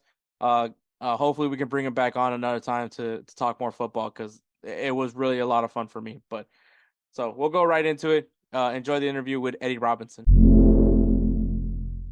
What's up, guys? So we do have a special interview. You guys know when I started InsertName FC, I've had a list of everybody that I've wanted to have on since I started it, and I get to check off another name off that list. And of course, we have four-time MLS Cup champion, a National Soccer Coaches Association American, All-American, MLS All-Star, was on the MLS Best 11 for 2007, and a member of the North Carolina Soccer Hall of Fame. And that is, of course, one Eddie Robinson. Thank you so much for coming on. Wow, quite the introduction. I very much appreciate that, but those are long in the past. Do not put me on a soccer field anymore. That's fine. Don't have me and Edward on it either. But it's awesome. Obviously, it's an honor to have you on here. But obviously, first question we always ask everybody that we come on the show, and it is, what exactly got you into soccer? All right, before I answer that, I must apologize. I am in the car. I had some work come up at the last minute. So I hope everybody can bear with me, and it'll be okay. What got me into soccer? Well, I don't think it was one individual thing. When I was a kid, I lived in one of those neighborhoods that you see in a lot of movies where every other house has got a brother and a sister, a brother and a brother, a sister and a sister. And we had probably 15 to 20 kids. And we lived on this dead-end road that had two cul-de-sacs off it. So there were just tons of kids, plenty of places to play. So we would play baseball, we would play basketball, we'd play tag football, we'd play soccer, we'd play street hockey, but only when it was cold, even though we didn't need it to be cold to play street hockey for some reason. We waited for it to get cold in North Carolina. And I tried basketball, didn't really like the organizational part of it.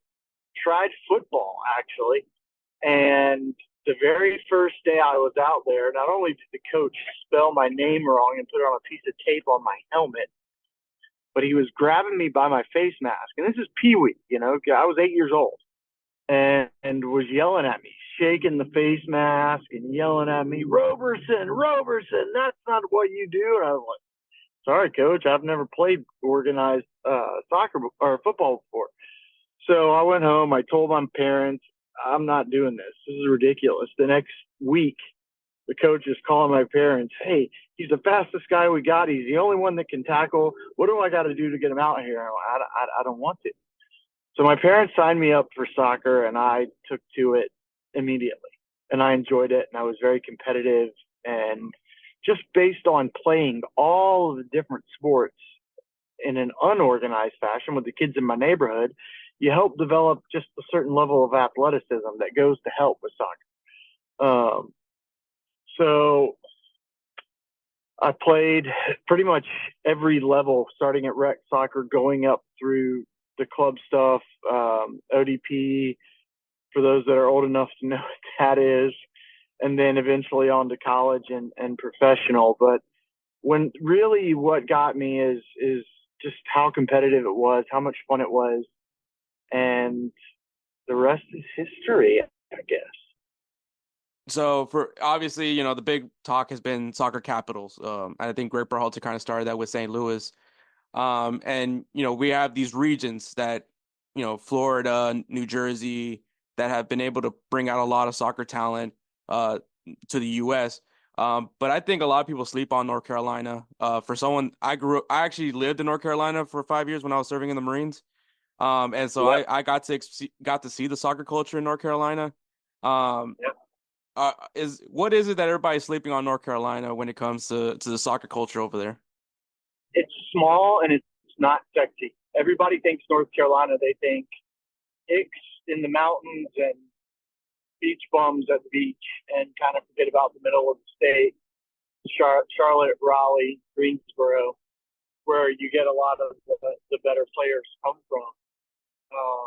There's obviously a lot of guys. Eddie Pope, Greg Berhalter himself went to the University of North Carolina.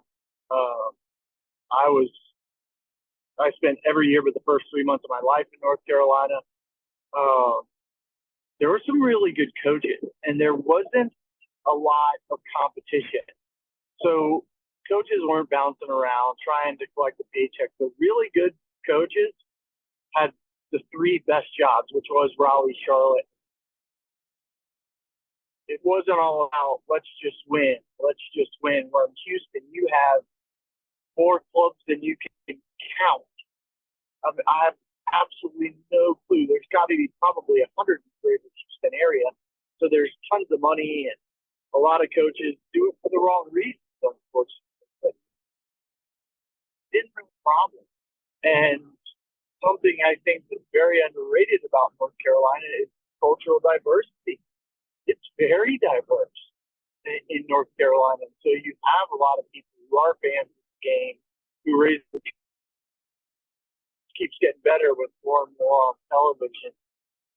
But I really do believe that the leadership there, the coaching leadership especially, is something that's been really impressive for a very long time.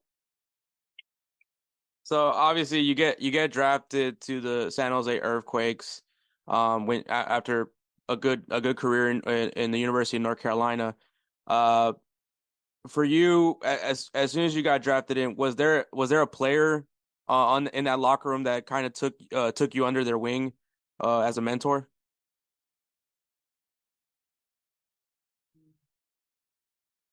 As a mentor, well, Troy Dyack, who was also a center back, he had a lot of the same character traits as me. Very aggressive, very mean. Once he steps on the field, he doesn't care who you are, if you're friends or not. He wants to win and he wants to crush you. And that was me. So I got a lot from him. But then you had Jeff Agus, who's kind of the opposite end of the spectrum, very level-headed, very cerebral. Jimmy Conrad, the same way. In the midfield, Ronnie Eklund was one of the most underrated players I've ever come across. You had Landon Donovan, Manny Lagos, Dario Gross, a lot of these names, a lot of your fans are probably not haven't heard of before, but these guys were just, Mark Chung is another one. And then later on you had Carter Clark and Brad Davis. And what I loved about those teams is everyone in their own way was a mentor to all of the young guys. We policed our own locker room. Dominic Kinnear didn't need to. If you weren't performing every single day in training, every single Saturday night, if you weren't absolutely busting your tail every day to be the best player on the field, the hardest working player on the field, you heard about it from your teammates. You didn't have to wait and hear about it from the coaches. And that's why I believe we were so successful for as long as we were. Is just because we held each other accountable. Just don't do that. Really don't. Especially what irks me. As soon as the final whistle blows, I turn games off because you've got too many guys that are on the losing team that are smiling, laughing, talking with their opponents. We couldn't get to the locker room fast enough to throw things, scream and yell cuss words in the vicinity because we were so disappointed. And the greatest thing, it was like that in training too. If we lost a small-sided game, we were angry. Don't talk to me. And that part of the competitive nature of the game has been lost on a lot of the younger players now. I think a lot of that has to do with the money that they're making versus what we made, the amount of social media that there is versus when we were playing. There are a lot of factors that go into it. But, as far as mentors, I think every player that was older than me that had been around in MLS and prior to MLS, they had their own way of giving me something, and I was very grateful for all of the teammates that I had and for all the fun times we had. Gosh, there's some stories I can't tell on here, but it just made that bond with my father so much stronger. Yeah, that's pretty cool. So you actually had to go through a very unique situation where obviously you guys were San Jose Earthquakes, and then come 2006, you're moving to Houston, and now you're a player for the Dynamo. What was that transition like? Was that something that you guys were knowing were going on in the behind the scenes, or did they just, hey, guess what, we're moving to Houston? We knew. All we heard were rumors. We knew what the public. That wasn't made known to us in the locker room around the team. We weren't sure. We had, like I said, we had rumors that it might be, that it's possible that it may happen. Then when it did, full credit to Phil Anschutz, the Anschutz group, who also owned the LA Galaxy at the time. They made that transition as easy as possible. They flew in all the married couples, engaged couples, to come down for a long weekend prior to the team actually moving here in preseason starting, so we could start the process of looking for houses, looking for schools for our kids, maybe getting to know the areas of Houston a little bit. And then when time came to move, they took care of every single expense that was necessary, and made the transition amazing, absolutely amazing. And we knew that it was a job. This could happen again. We could be traded the next day, and it's just, instead of a trade, it was the entire team. And the fact that our team was so close and the wives so close, we had a support system. All of us did. In that transition, in getting to know the area, in having friends, family, and people, if we needed help with something, we had plenty of people to help us. So I didn't mind the move one bit. It was very simple and very clean, very smooth. I will say the biggest disappointment of all of it was the first time we went back to San Jose. All that we had done for that city as far as MLS soccer goes, post the Quakes, the original Quakes, we were treated very, very poorly by most of their fan base. They were calling us names, yelling at us. I didn't expect for them to root for us, but, in warm-up, maybe just a clap, maybe a welcome back kind of thing, but they were awful. They were awful, and from that point on, it's taken me years to get over that because we really did care about that city. We really did care about that. And the success that we had after, Dom and Frank Gallup came in, and the team was the worst in the league the year prior, and the trades that they made, players they brought in, it deserved a better reception than what we received from those fans. Yeah, yeah. I mean, that the whole situation was unfortunate. I think what at least that I liked that they did was obviously the history. The San Jose Earthquakes stayed with San Jose. It wasn't like the Houston Dynamo kept the other those two MLS Cups from them as well. But and there's a lot of people that always heckle the Dynamo fans that the first two MLS Cups in the team's history. That's technically it belongs to San Jose. Which. If you're a Houston sports fan, you get you're considered asterisk city at some point because of the World Series is considered an asterisk. Even the Rockets back-to-back championships because they didn't have to face Michael Jordan. But what is your thoughts on that specific one, that the two MLS Cups that you guys did win when you guys first came to Houston? Do you believe that? I think it's laughable that anybody, any fans, any players, anyone affiliated with San Jose Earthquake think they have any right to wear their stars on the chest. I think that's laughable. If you don't want to put them on ours, okay, fine. But nobody in San Jose deserves to wear their stars. If anybody does, it does. But you can't just give the guys that won because there's no more of those guys left.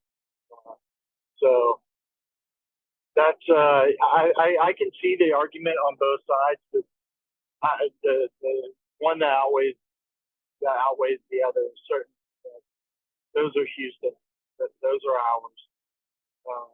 They're not San Jose, and that's too bad. I don't know. I wish I knew more about the circumstances surrounding that decision to leave a team in San Jose, because even when we were successful from 2001 to 2005. The attendance wasn't so great at San Jose State first.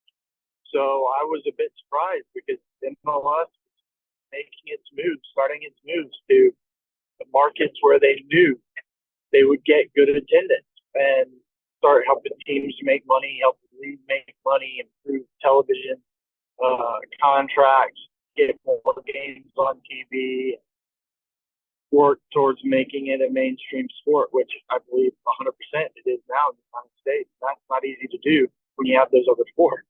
So I have 4 championships, and I am a Houston Dynamo player.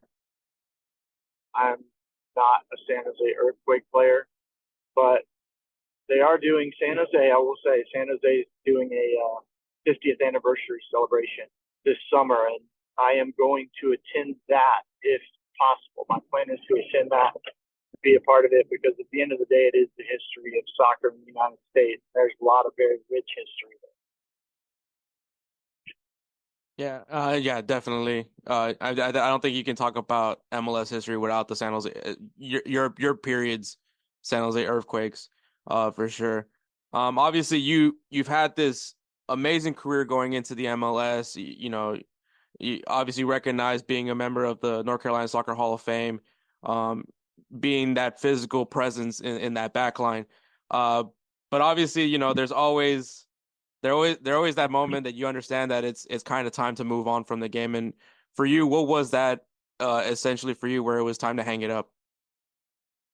Well, there was no individual moment.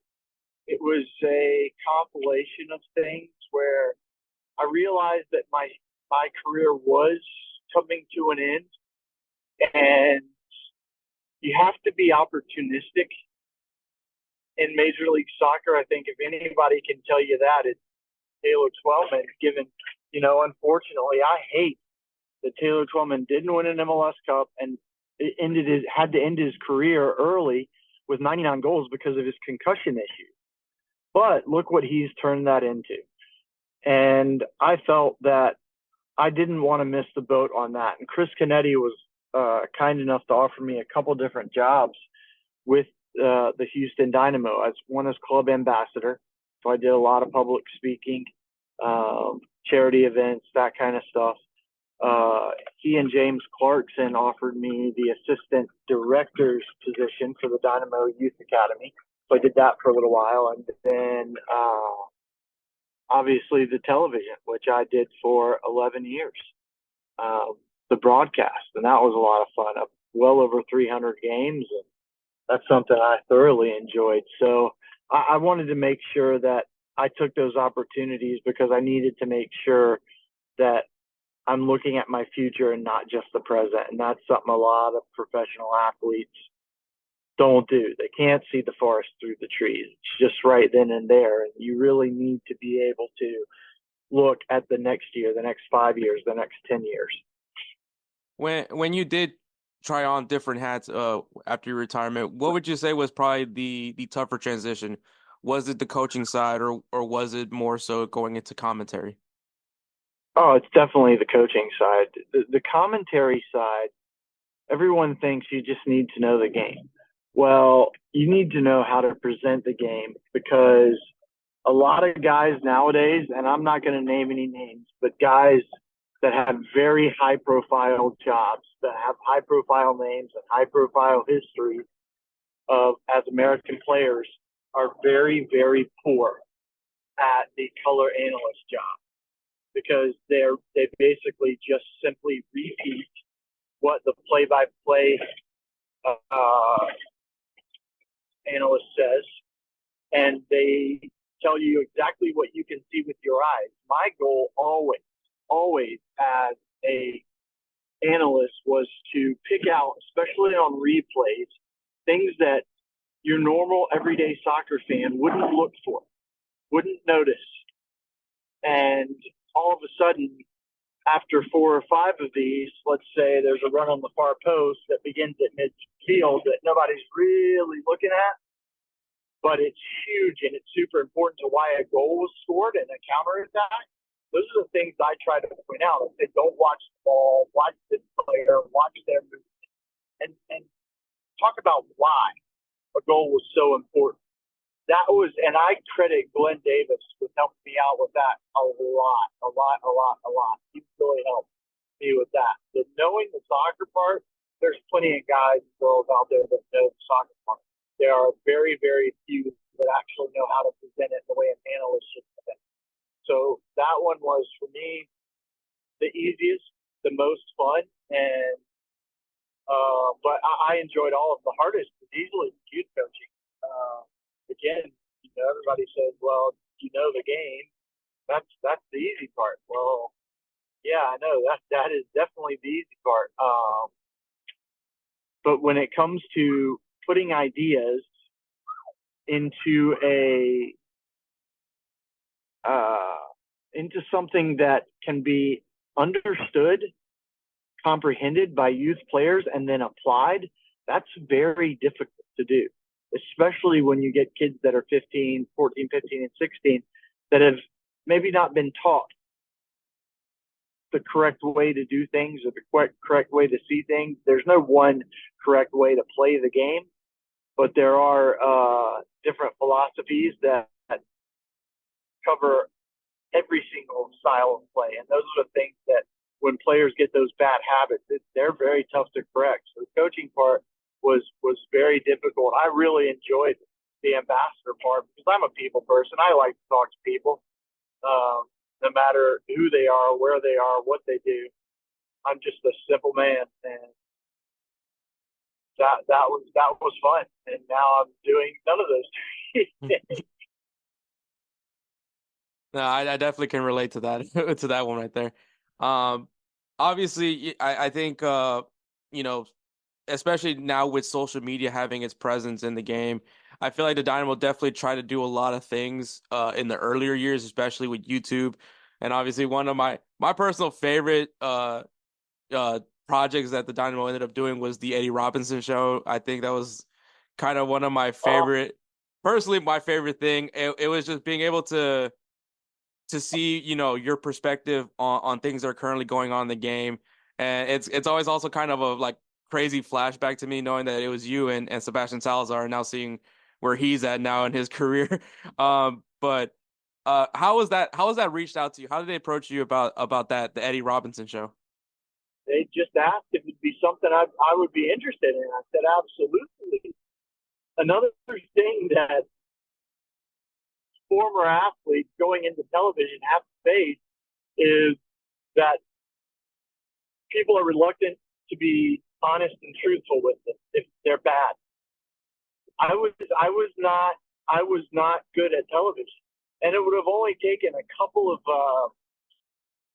constructive criticisms from a few people to completely change that. The people that could have didn't want to because they didn't want me to turn around and say, "Oh, who you? Oh, anybody, somebody?" And that's not me. Anybody that knows that's not me. I'd rather have criticism that helps me get better than somebody tell me already what I'm doing correct. And that would have been the Eddie Robinson show. If we did it today, I would be a lot more candid. Now that I'm no longer affiliated with the organization anymore in any way, so I would be a lot more candid. It would be fun. I would go the Pat McAfee route probably. That's definitely one of the things that I think of, for sure. But obviously you tried a bunch of things. Is there any like new projects that you're working on maybe now that's still going to be affiliated with the game? No. Unfortunately, I think my time with soccer is over. I was left with a very bad taste in my mouth, the way that things were done with the Dynamo. So I never say never, but for me and soccer, I like to watch it still. I'll still watch every once in a while with the access that we have here in the United States now versus when I was 8, 9, 10, 11, 12. It's unprecedented. It's all the different leagues that we can watch. So I'll still watch it, but as far as any other aspect of being involved in the game, I don't see it. Yeah, well, hopefully, now that you know a little bit about InsertName FC, hopefully we can have you on. Hopefully when you have probably a little bit more convenience and more fun for it. But honestly, it's been an honor to have you on, and I hope to see you back in the game personally. Just I think you, as a commentator, you gave me a perspective that I never got to understand until you were able to share it along with Glenn Davis. Shout out to him. We've also had him on the podcast before. You guys definitely did the game right, and I think it's one of the things that I enjoyed from commentary. But obviously, you were also part of one of my favorite parts of the Houston Dynamo, which was that blue collar team that won those 2 MLS Cups and were consistently good. And I mean, blue collar. I think blue collar is the best way to describe you when it comes to playing style, which I love personally, especially as someone that used to play defense. But yeah. It's definitely been a pleasure, man. If you have anything that you want to share, whether that you have coming on or want to share your social media, by all means, this is your time. Eddie Robinson 2 on Twitter. I don't post too much on Twitter. On Instagram, I usually just post stories of funny things I find. There's 2 posts that I always post. One is, I'm not for everyone. The second one is, I post stuff on social media to get a laugh. If that offends you, that probably makes me laugh too.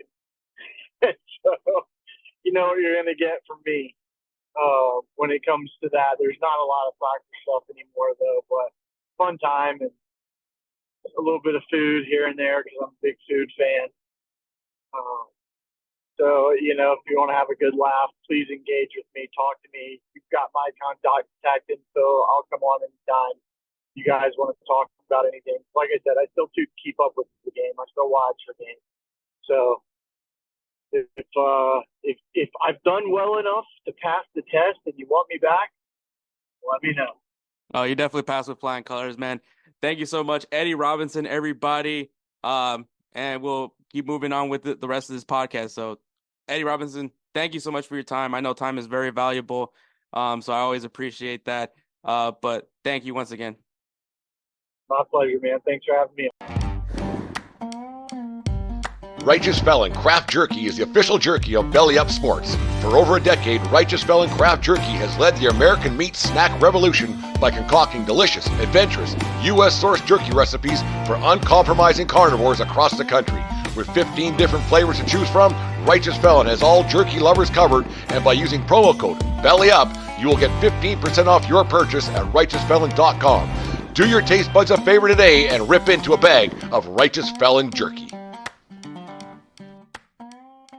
All right, guys, group stages are done. Well, a little bit, kind of done, because by the time you listen to this episode, it will be done. But there's going to be some editing and maneuvering on my part to make sure that you guys get the full recap. But sorry, it's all good, man. Obviously, we got Moussa back with us here. He said he's going to be able to be with us throughout till the end of this tournament. So we definitely appreciate his expertise on the continent of Africa. So, more than me. So, so yeah, great to have you back on, man. Likewise, thanks for having me. It's been a fun tournament. It definitely has. And so we'll get going with the groups, man. So looking at Group A, we have Equatorial Guinea winning this group, which I believe this is the country of Africa that speaks Spanish. Yes, so probably should be rooting for them. So I think I just adopted my country of Africa, but it's not the only speaking Portuguese or Spanish one, so you might want to hold up a little bit. Okay, well, we'll hold on for that one. But Equatorial Guinea wins the group. In second place is Nigeria. I think they performed well. Maybe Victor Osimhen didn't necessarily have what we were hoping to see from him, obviously, because that's especially the one you highlighted potentially could go and get a good chance at the Ballon d'Or. But yeah, probably not his best AFCON. But I feel like that's something that happens in African Cup of Nations, where these guys that are playing in the top level in Europe aren't the guys that we're talking about in this tournament. But I mean, nonetheless, Nigeria, they're in second place, and third place is the Ivory Coast. I feel like they have a good shot at making it to the next round, being that the other third place teams don't necessarily have the same points as they do. So they definitely have an edge on it. And then last place is Guinea-Bissau. Equatorial Guinea definitely, at least is the surprise for me, just because obviously I'm going in blind here. But this group has been very enjoyable. But I mean, clearly the home field advantage wasn't as impactful as we thought it was. Yeah, and I think for Ecuador, I think they were the surprise one. And I think it's just, the beauty of what football is this pretty much step up their game from the very beginning, and they had no fear to playing against even Nigeria. So it was quite impressive on that. Osimhen, I will say that I think he was almost doubled on most of the actions in those games. So I think I was kind of not really surprised that he was covered, but he did score a goal, a header, and one of those own goals, he was literally right behind the player. I think he almost kind of scared him, and then he scored his own goal. So I'm expecting him to pretty much, when it comes to the later stage, to probably will have a bigger presence. Yeah, I agree so as well. I think when the stakes get higher, we'll see him rise to the occasion. Yeah, Ivory Coast, that one, I don't know. It's bad. It's very bad. And knowing that all the journalists, I don't know if you saw it in the news, but journalists actually stayed in the tunnel and they blocked the players from leaving the stadium. Wow. So it's not a good situation. All right. Well, if anybody wants an American reference, this is basically the Dallas Cowboys. In Group B, we have Cape Verde, another surprise, winning their group outright. Egypt, not winning a single group match. They're also going to be without Mohamed Salah. I think the timetable is possibly semifinal if Egypt gets there. But didn't get a win, but did finish in second. Third place is Ghana. They're definitely going to have to be doing some praying, especially in that final day of matches of the group stages, for them to get a shot in the next round. And Mozambique, unfortunately, got results. I mean, 2 draws, nothing to shed away from it, but obviously, unfortunately, gave up a lot of goals, so Yeah. they are officially eliminated.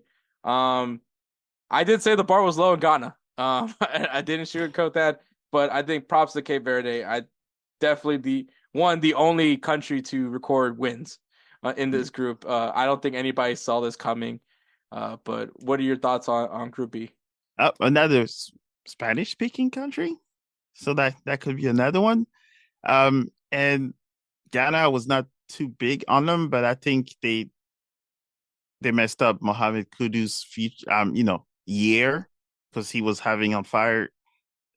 They did not do well for him. Let's put it that way. And I was still quite surprised of how bad they were playing, even though their expectations weren't so high. Mm-hmm. In Egypt was probably the second one that I was disappointed on, because first, without winning a single game, and then after that, Mohamed Salah deciding to go back to Liverpool to recover or whatever. That I think it's just a bad. The vibe is not there from what I can see, compared to like Cape Verde, where they're at 100% at this moment, and they still feel they can win the whole thing. Mm-hmm. Yeah, I definitely agree. All right, going to Group C, Senegal, the only team undefeated in this tournament. Senegal clear. No, there's no argument on that. They were the team to watch. I even said that's my favorite to go into this tournament. Cameroon, despite all the attention that Andre Onana has brought onto that team, once again, we talked about this earlier on the episode, but I don't. At the end of the day, Cameroon gave him permission to go and play against Tottenham, so I'm not gonna. It's unfortunate what happened, which was obviously like just the issues of getting to get back with the team. Mm-hmm. But I think Cameroon can't necessarily give a lot of flack to Andre Onana, just because of the fact that they agreed to let him go play with Tottenham. But yeah, it's also not a great look when. I mean, if anyone came out looking great is Fabrice Ondoa, who comes off pretty good with a win and a draw. For his start so far as goalkeeper, I will say in Onana's defense though, he did have to go up against Senegal, which is not necessarily. I'm not no jabs at Guinea and Gambia, but especially that Gambia game. That game was very enjoyable. Went to the final, down to the final minute. I thought Gambia was gonna win it, but Cameroon's in it. Cameroon's gonna, just because of just the drama that I think the media is giving. I don't necessarily think it's Cameroon that there's any drama in Cameroon, but I think what the stories that media is creating for this, with the whole Andre Onana situation, is gonna be a team that everyone's gonna be watching just because of Andre Onana, and I think he might be on the bench for the rest of this tournament the way it looks. It's not looking good, and I think it's that whole Onana thing is a bigger story, I guess, than just this year, or what people that just introduced to African soccer. The biggest issue with that is that European countries and teams have always complained about having the African Cup of Nations in January. So there always has been that disrespect to say, we want, we don't want our player to go, or can they stay longer? Where, in Europe, you will never ask France or Germany or England, can that player stay an extra 2 weeks to play a game we can fly in private? So it was more of the African thing, that it was not really Onana himself, because it was a bad move altogether. Mm-hmm. But it's just that the whole African tournament, it happens every year. And those players, then everyone will remember what they did, because they are bigger names like Mane, he did not say, "Hey, I want to play one final game." He went straight to training camp. So I think that's where the perception of African soccer, that's where the story come from. Onana has not had the best year to begin with. So I think it was a bad move to make that move. Cameroon, they were extremely lucky to score that 91st minute goal. I mean, there was like 9 minutes of stoppage time in that Gambia game. So it was like they were extremely lucky. Nothing that shows what Cameroon used to be. Let's put it that way. But also, if it wasn't for VAR, this could have been a 3-3 match. Yes. So we could have had a little Gambia hand of God moment there. Almost there, yes. Almost had that, but Cameroon instead now finishes in second place in the group. But I mean, I think at this point, I don't think anybody wants to face off against Senegal the way they're playing, because they look like that same team from the last AFCON. We added 3 more players that are under the age of 22. So and as you can see, Sané has not scored. Oh, sorry, he scored 1 goal, but that was like a finesse goal. But all the rest of the goals came from somebody else. So it's like you can't really say, if Mane is having the best of his time, you literally have everybody. And in defense, Koulibaly holding that defense you ain't scoring unless you do something magical. Yeah, I think collectively Senegal is definitely the team. I'm biased, but yes. Well, I mean, you're allowed to at this point. Group D, the matches are actually playing right now. It's almost over, but it looks like I don't think it's going to affect too much in the standings, because basically the top half is facing against each other and the bottom half is also facing each other. And as it looks like Angola is finishing in first place. If there's any changes, I'll update it when we segue over. But fair enough. Burkina Faso is in second place. Mauritania is in that third place spot, and they do have 3 points because they did have a victory, so they probably have also a good chance at moving on to the next round. And the biggest disappointment, I think, in this tournament has to be Algeria, which maybe that generation of Algerian players, maybe it's kind of like they're just not able to do it anymore. And I can't speak off my top of the head that any Algerian players right now that I think that are up and coming has gone in my eye, but probably not on this tournament yet. There's a whole bunch of friends that we're hoping, and looks like they will get their chances. And Mahrez did not do that much for Algeria as well. So yeah, it's a disappointing, definitely one, because I was expecting them to be at least second on that group. Yeah, definitely. So yeah, that's where they are right now. So I think as of right now, where we are in these groups, biggest surprise to me is Algeria. I don't think anybody's gonna disagree with that one. Yeah. Biggest surprise, it's honestly a tie between Equatorial Guinea and Cape Verde. I think I don't think anybody expected them to perform this well, especially against the teams that are in those groups. But it's been a fun tournament so far, and Equatorial Guinea does have the leading goal scorer in Emilio Insu. I think that's how you pronounce that last name. And you see what his history, right? He plays third level Spanish league, and I think he's a right back for his club team, but for his country he plays forward. Yeah, it's very interesting. Yeah. But I mean, if that's the case, that's why we can see why Equatorial Guinea is where they are. Yeah, so far it's been a fun tournament. I can't wait for the knockout rounds. It's gonna be more. That's where obviously it's win or go home at this point. But looking at the other groups, just so we can just knock them out right now for you, as obviously then we'll segue over to the full updated one. Group E, we have Mali on top, the team that you deemed as the dark horse. I guess they got excited when you highlighted them, so now they're like, hey, no, we're not just a dark horse. We're competing for this one. So they're leading their group right now. South Africa is right behind them. Nambia is also at that third place spot. They do have 3 points, so they're also in a favorable position to move on to the next round. Yep. And Tunisia, another disappointing team, is in 4th place. Like I said, I'll get more into detail when we segue over. And then in Group F, Morocco hasn't recorded a loss, but they do have a win and a draw. But they're leading their group right now. Democratic Republic of Congo, despite not having a single victory, is also in that 2nd place spot. Zambia, similar to Congo, 2 draws as well, also in 3rd place. And Tanzania is in that last place spot. But honestly, they're all in the mix too. That whole bottom could just flip in any moment. So it's going to be interesting to see that those groups face, in their final matches. But anything you want to say before we segue over to where now it's just me? No, it's just that I think this is probably one of the best tournaments so far to date.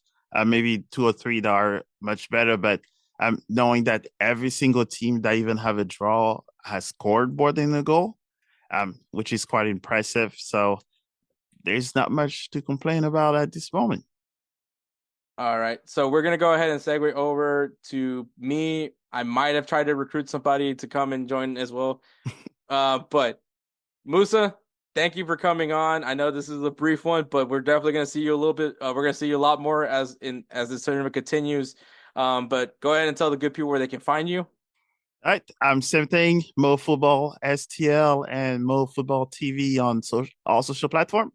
And there is a new episode with a coach from an undefeated coach, high school coach from Florida, episode dropping on Monday. All right, man. Get ready for that. So thank you again, Moussa. So we're going to go ahead and segue right over to the the fully upgraded table, and then previewing the round of 16. All right, guys. So here we are. We're back to continue on the recap of the group stage.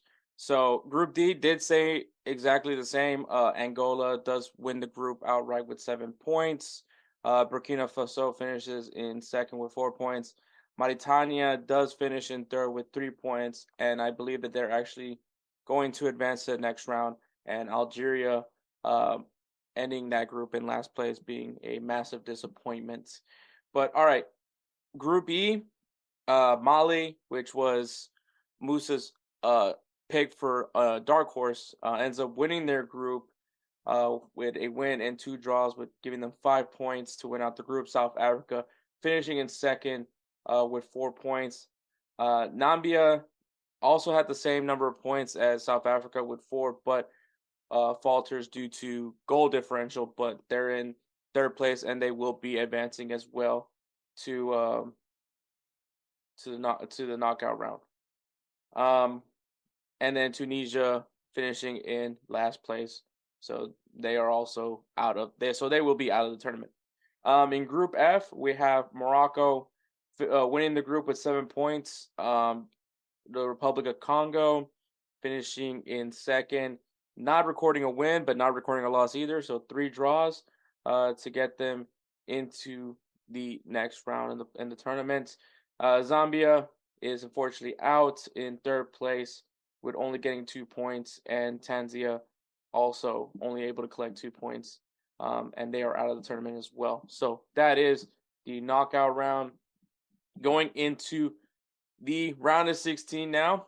On Saturday, the Saturday matches, we have Angola taking on Nambia, which is the 3rd place of Group E. I think this is going to be a very interesting matchup, mainly because, I think Nambia is definitely not necessarily not necessarily bad, so I think that they could be very competitive with Angola, but I still favor Angola to win this one. Nigeria and taking on Cameroon, this one's going to be a very interesting matchup. Obviously, it's the two really big name countries in Africa. So I'm very going to be intrigued by it. Obviously, you got Victor Osimhen on one side, and in Cameroon, the players that they have, but obviously all attention is going to be put on is obviously Andre Onana. I know earlier in the episode, I thought that Andre Onana would still be starting at goalkeeper for Cameroon, and I don't think that that's happened. Obviously, now my opinion has drastically changed since then. So I actually think that, Ondoa, who has had two really good performances in his two starts for Cameroon. So I think that he could definitely be, I think there's a lot of confidence for Cameroon. Despite the odds they're continuing on in this tournament. Nigeria, we still haven't yet to see what they really could do, and I'm really hoping that we will see it from Nigeria. This could honestly be a coin toss, honestly, but I'm gonna go with Nigeria. But don't be surprised to see Cameroon winning it as well. The Sunday matches for on the 28th, we got Equatorial Guinea, I think. Yeah, Equatorial Guinea taking on Guinea. So that's going to be which is the Group C third place team, and Egypt taking on the Democratic Republic of Congo. So Equatorial Guinea and Guinea, it's going to me, well, I mean, there's got to be at least something of a storyline just for the fact that it's the Guineas, but I can't tell you. I'm not really familiar. Like I said, I'm not really familiar with all the aspects of Africa, but Equatorial Guinea has been a lot of fun watching for me for this tournament. So I'm gonna go ahead and say that Equatorial Guinea is gonna continue riding this hot streak that they're on, and go ahead and win and move on into the quarterfinals. Egypt and Congo. Egypt has yet to record a victory. Mohamed Salah is out due to an injury. He's back in Liverpool. Timetable is that if Egypt is in the semifinal, we could see him back there. But you gotta be worried the fact that they weren't able to record a victory. But when you look at the other side, Congo as well hasn't won a single match as well. So they're basically in the same scenario where they both need a win, and there has to be a winner. So I'm gonna pick Egypt. Egypt is one of the stronger countries in the AFCON, so I'm gonna go ahead and just ride with Egypt here. So that is that's the second day of knockouts. Monday, 29th of January, we're gonna see we are going to see Cape Verde, another surprising team, and Mauritania facing off in this one, and which will be a very, very interesting matchup right there. But as well, same as the same things with that you can say with Cape Verde, the same things you can say about Equatorial Guinea, you can also apply with Cape Verde. They've been very fun to watch in this tournament. And so I also think that they're going to continue this form and get the win over Mauritania and advance them on to the quarterfinals. And in the another game, it's Senegal taking on Ivory Coast. So we at some point we have to see this home field advantage be beneficial for them. I think when you're going up against honestly right now coming out of the group, the best team is Senegal.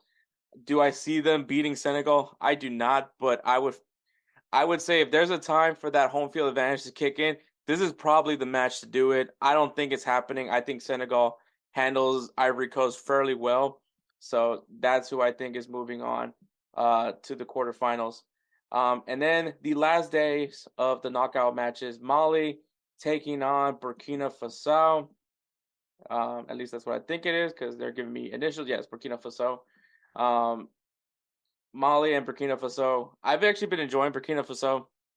I've been enjoying their playing, but Mali has also been has been doing pretty good. Obviously their group was kind of ugly, but pretty fun at the same time. I do like that it was really up in the air for who could get it. I think this is going to be a very even matchup between these two countries. But give me Mali. I think that dark horse mentality is going to continue for them. And the last matchup is Morocco taking on South Africa. Yeah, I'm going with South. No, I'm not. I'm not going with South Africa. I'm taking Morocco. Morocco. I think Morocco, definitely the second best team in this tournament. Obviously, with what they were able to do in this tournament. I mean, I feel like they kind of put put the pedal off for that last matchup, and that's the reason why they got the draw. But well, actually no. I guess the props to Congo because they battled pretty well. Or, well, whoever.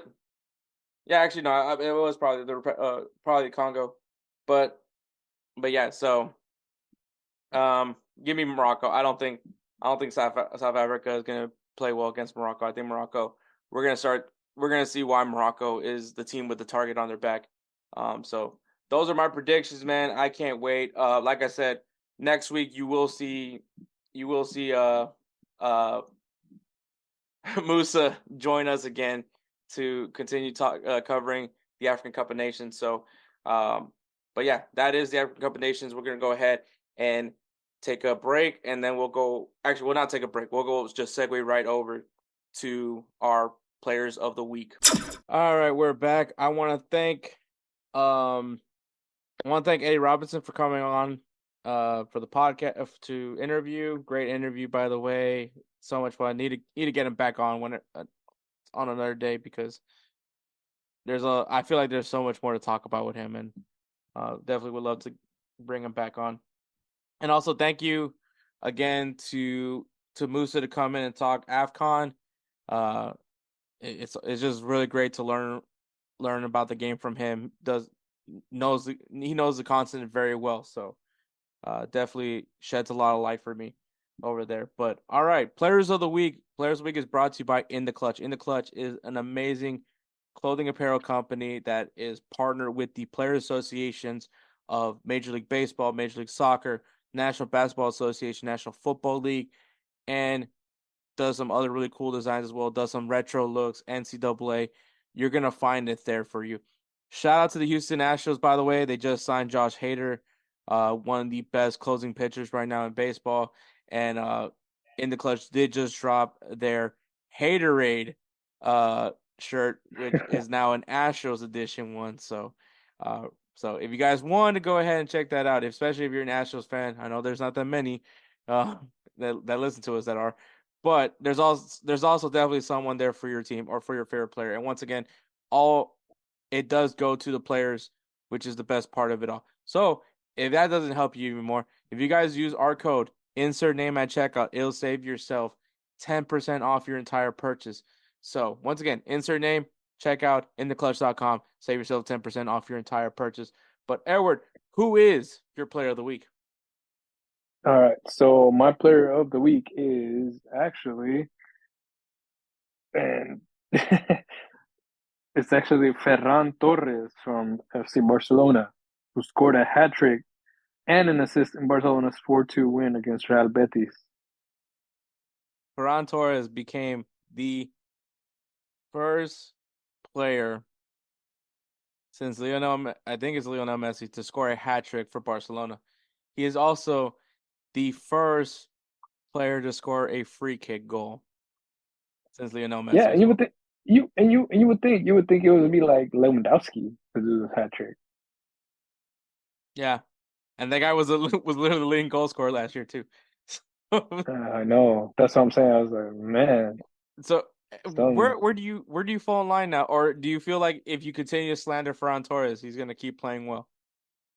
I feel like you know how it is with you and and like how you always say, well, America's gonna lose today, and then next you know they win, kind of stuff. Like when you basically pull for the underdog and somehow, or you don't pull for the underdog, you basically pull for the one that wins, and somehow the underdog wins. It's kind of the same thing with me, except I slander and I say, hey, this guy stinks. How about no? And then yet somehow he pulls it off. I don't. Maybe that's what I should start doing with Timo Werner. Is Ferran Torres is he turning from a heel to a face for you now? We'll see. There's still more games to decide. We'll see.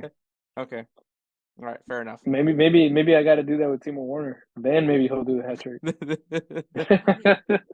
How much longer do you want to have Timo Werner? Oh man. I mean, Miguel says it's never gonna happen. So. Oh man, no, trust me. Yeah, I've had that conversation at work already, and I'm just like, man.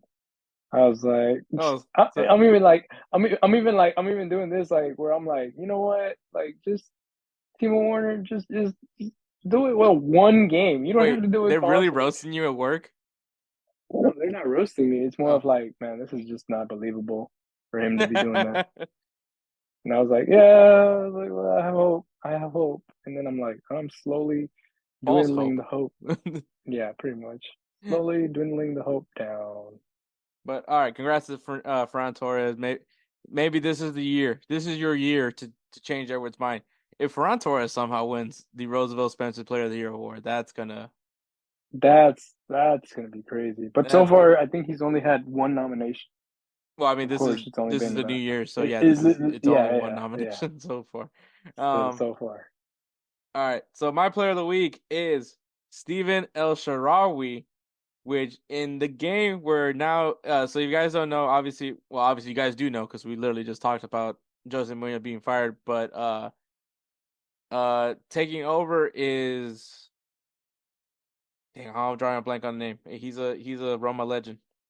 De Rossi. De Rossi. Boom, there we go. De Rossi is now taking over as interim. I think he's just an interim manager, so he's not officially the manager, but he's the interim manager. So in his first match, Steven El Shaarawy just goes, which is like crazy because this is a name that I really don't talk about very often anymore. No more the days of him in AC Milan with the crazy hairstyles. I'm not saying that his hair isn't that crazy. It's a lot tamer than what it used to be, but it still has some pizzazz to it. He had 2 assists. He had 2 assists in Roma's 2-1 victory against Hellas Verona, which obviously, like I said, was Del Piero's first match as a manager for Roma. So, I'm sure. I mean, let's be honest, man. The thing that's unfortunate with Jose Mourinho's time at Roma, at least this time around, was just the fact that they were just not performing. They were like in 8th place or something like that. So there we go. So congratulations to Ferran Torres and Steven El Shaarawy for being our players of the week. I don't know if we would ever mention these two guys ever again. I mean, maybe Ferran Torres has a better chance, but like El Shaarawy, like I don't think we've ever featured him ever. Like this is probably like his first time ever being featured for Player of the Week. But all right, guys, like I said, we do offer an additional vote. There is going to be a link posted on these posts. So Threads, Facebook, X. If you're on Instagram, it's going to be available on our link tree. So it's going to literally, the link is on the bio. First thing you'll see is Player of the Week vote. Also but yeah, so, and we'll also post it on the stories as well. So that's literally the only way you guys are going to have to be able to vote. So go on the link, vote for your Player of the Week so that either Ferran Torres or Steven El Shaarawy get an extra vote for the Roosevelt Spencer's Player of the Year award. So that's how you get a say in it as well. So please go ahead and go on it. It should be available right now as we speak. So make sure you guys go ahead and put in your votes. I'm sure Edward will also be putting his vote in as well. Yep. But all right, guys, games to watch this weekend. Like I said, Asian Cup, AFCON, round of 16 will be happening this weekend. So make sure you guys tune in to see who is going to win on these two tournaments. In Liga MX, we got Club Leon taking on Santos. Is this where we're going to see Andres Guardado? Maybe. Maybe off the bench. So we'll see. And Necaxa taking on America. You guys don't remember, Eva Longoria owns this team. So Necaxa, I mean. The way you make it sound. She owns it. Ligue 1. Leon, remember, team that has a jersey bet on the line with, is taking on Stade Rennes. and Marseille taking on Monaco. In the Bundesliga, we got VfB Stuttgart taking on RB Leipzig, who took a big loss last week, obviously losing to Bayer Leverkusen. And so definitely want to bounce back. And Borussia Dortmund taking on VfL Bochum, which maybe this is where we see Jadon Sancho's first goal back with Borussia Dortmund. Let's hope. I mean, he's just getting better and better each game, it seems like. So Yep. How Jadon Sancho got his groove back.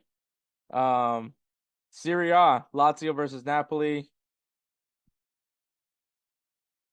I just activated Siri. That's fucking weird. I guess from saying Serie A. Series A. This is gonna be okay. I never thought I would ever activate Siri like that. Lazio versus Napoli and Fiorentina. I just did it again. Okay, let's throw my phone somewhere else.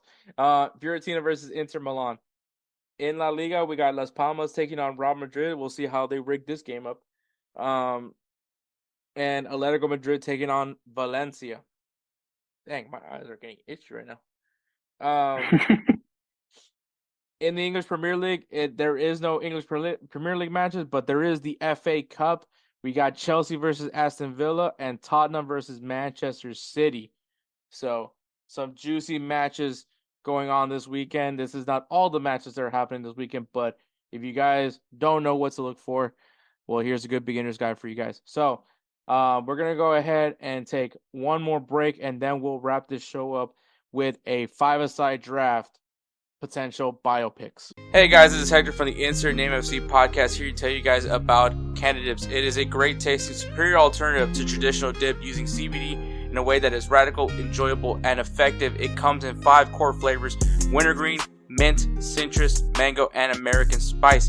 Canadip CBD is the new evolution in dip, allowing guys to enjoy great, long-lasting taste without the downsides. If you guys want to go ahead and try them out, use the code BellyUp20 at CanadipCBD.com. Once again, BellyUp20 at CanadipCBD.com, and you'll get yourself 20% off your purchase. Thank you again for Canadips for being a great partner of BellyUpSports.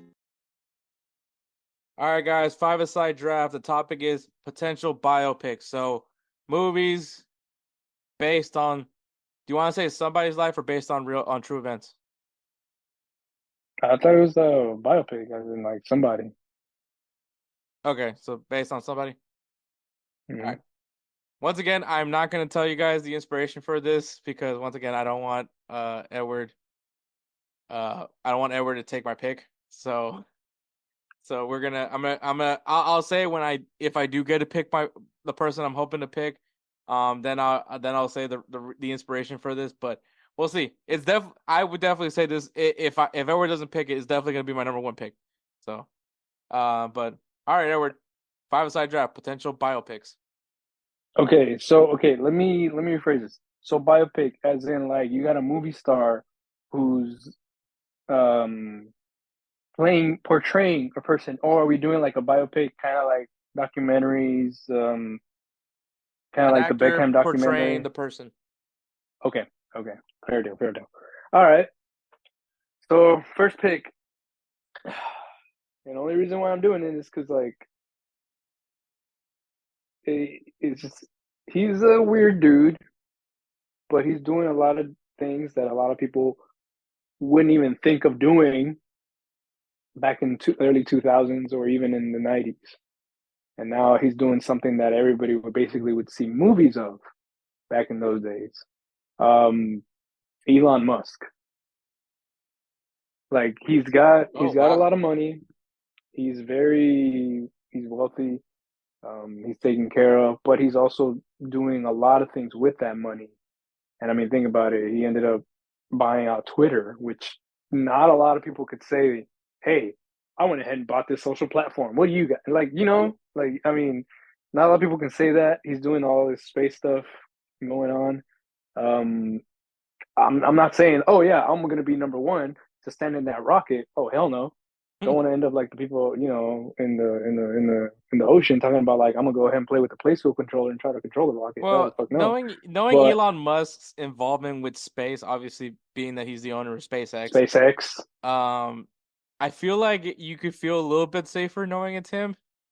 But that's the thing. It's like he's still working on that stuff. I mean, Tesla, all that stuff. It'd kind of be watching a movie, kind of like how Ford versus Ferrari. Like you see how he comes up with these ideas, maybe even before everything. Excuse me, that's Ford versus happened. Ferrari, also a very good movie, by the way. Very freaking amazing. Oh my God. I'll be honest. Christian Bale played the shit out of that. And then Matt Damon playing Carroll Shelby, bro. That Dude, was shout that out to was the guy, the guy that had to play like the marketing assistant or whatever, oh dude. the really annoying The guy. re- the really annoying, like, please sir, you can't, no, you can't Touch the open the door. You Mustang. can't sit there. You can't Yeah. touch the Mustang. Bro. Oh, that If you, riled me up bro, too. if punchable face was on the dictionary, like his face would be on Yeah. it. You have a Actually, lot of you know definitions of what? punchable faces. That would make a great five-a-side draft. Like a five-a-side draft, just Just punchable faces. this dude. He's number one. He's my He's number. number one. Actually, no, it'd probably still be Florentino Perez. Actually, no, I take that back. It's Claudio Reyna. But Damn. have you not seen that guy's face? That dude's got a really punchable face. Actually, he looks very identical to the guy from Ford versus Ferrari. Anyways, get back to the draft. Elon Musk. Yeah, so Elon Musk is my first pick. That is a really good pick. I think, especially because it's like some people think he's autistic, right? Yeah, they say that I he has don't know if he autism. is. I don't think he is, but I feel like everyone just says that just like because like if he's like socially awkward, you could be socially awkward and not autistic. Like there's people that are like that. Bro, this is how I know. This is how I know he actually made it. He showed up in an episode of Big Bang Theory, showing like with Howard Wasn't he on about, like oh Joe yeah, Rogan too? Like there's that clip of him like smoking weed or something like that. oh I don't know about that. I gotta find that somewhere. But anyways, all right. Luckily, Edward did not pick my person, so thank God. I kind of had a feel. I have a feeling I know who it is, but we're gonna So go ahead and the inspiration for this draft is because before the new year started, I got to watch a movie that I honestly was taken very way back. It got me very emotional. It was just I don't know if it's just as you get older now, it just you feel emotions in movies and shit like that now. I don't know if that's a thing, but that's always been me, especially with Disney The movies. Iron Claw was Oh yeah, such a good movie. Like I I know haven't that seen it yet, but I want to see it. yeah, it's a really good movie, bro. It's gonna make you want to call your brother. It's gonna make you call your Of brother. course. Yeah, also shout out to Sebastian. I saw him at the theater that day. but but yeah, no, really good movie. Um obviously they didn't feature all the brothers, all the Von Erich brothers, but I think you got the point. I think you get the point of the story of their whole unfortunate story. But I think because of that, I think it made me think that like, especially because it's A24. A24 has been like just dropping bangers in movies recently, but like it shows me that like people are interested in wrestling stories. Oh yeah, 100%, bro. Have you not seen It's Peacock? Peacock has like but like you can badass. it. I think what we learned from the Iron Claw, which one it was a movie that needed to be made. The story of the Von Erichs was a story that needed to be told because it's obviously this is like the Jackson 5 of wrestling families. Yeah, Also with an abusive father. But like like it needed to be said, and like kind of what Ric Flair said, like this movie was done like it's great that they did it, but they should have done this a lot earlier. And yeah. and so because of that, my number one pick is Latino Heat Eddie Guerrero. Oh, that's a good one. Like you're That's a good talking one. about like one of the most beloved wrestlers of our generation.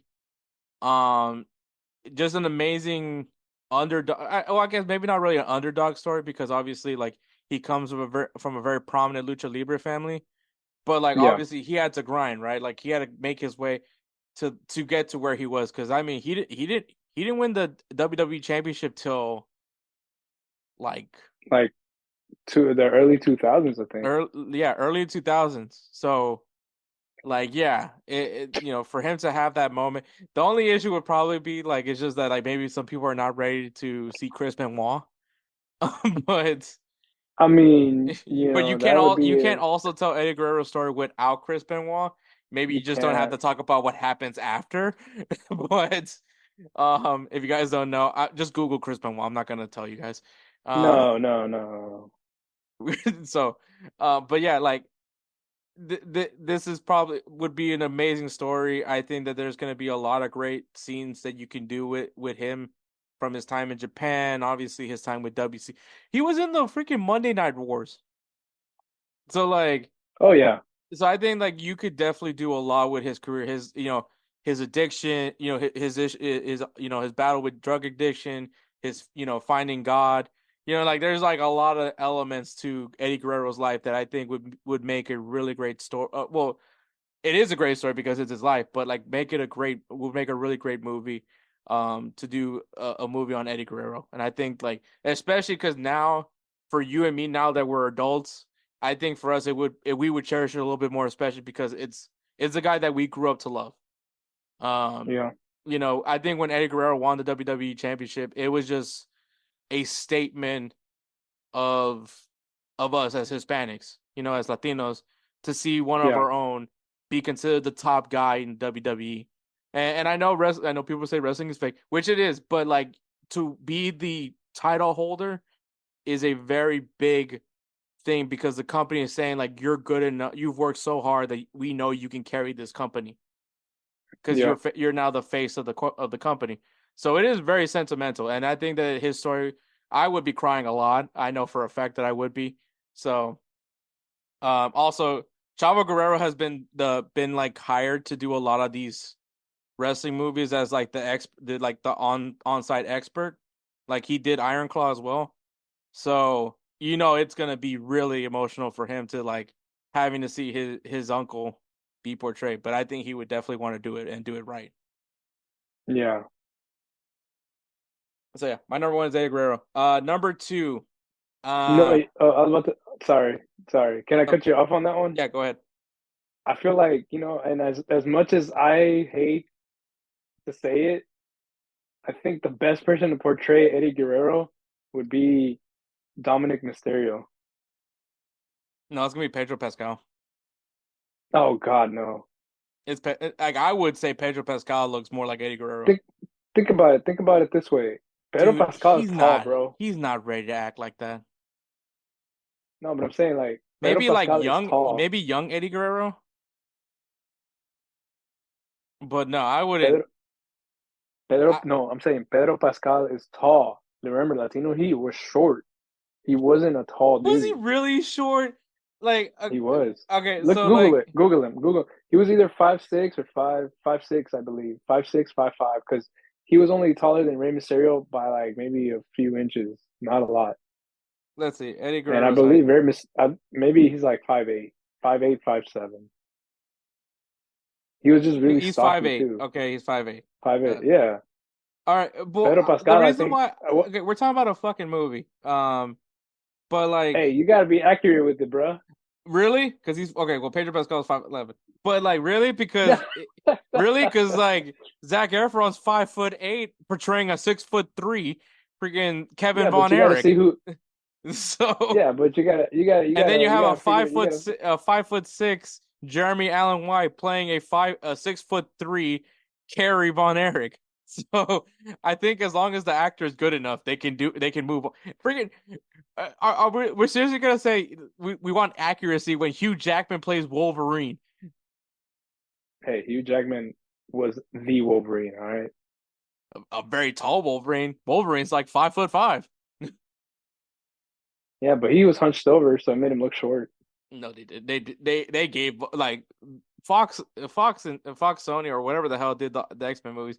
They gave up a long time ago on trying to make him look short. Yeah. I mean, to me, he looked short. Maybe it was Jean Grey that made him look short.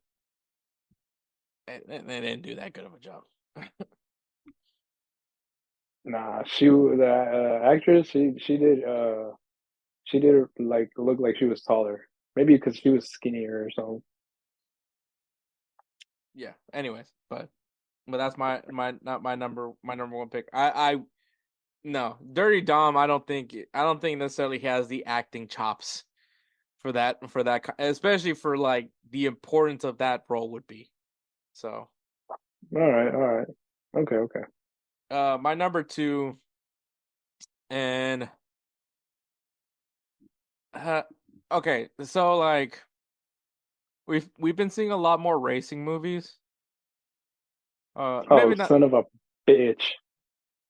maybe not so much as like, but now we're seeing more like car themed movies. I guess you could say like they're about to have that Enzo Ferrari movie, with Yeah. with I don't remember the actor's name, but he used to be in the Marine Corps. But they're kind of a similar another tragic story along with like Eddie Guerrero, but like definitely an icon in racing, Dale Earnhardt. Okay. I mean, this dude All was right. like a legend. Yeah, he was big on NASCAR. I know that for a fact. Yeah, so definitely think that there should be a movie about him. So that's my number two. Edward, what's your number two pick? My number two pick is So ironically, when you said racing, I was like, son of a bitch. I was like, this dude here, bro, hate you for that. But then you went with Dale Earnhardt, so I was like, all right. So, and this is probably going to tug at a lot of heartstrings, but the life and times of Paul Walker. Paul Walker. Paul Walker. You know, Okay. Brian O'Connor from Fast and the Furious. I mean, yeah, I know who Paul Walker is. Okay.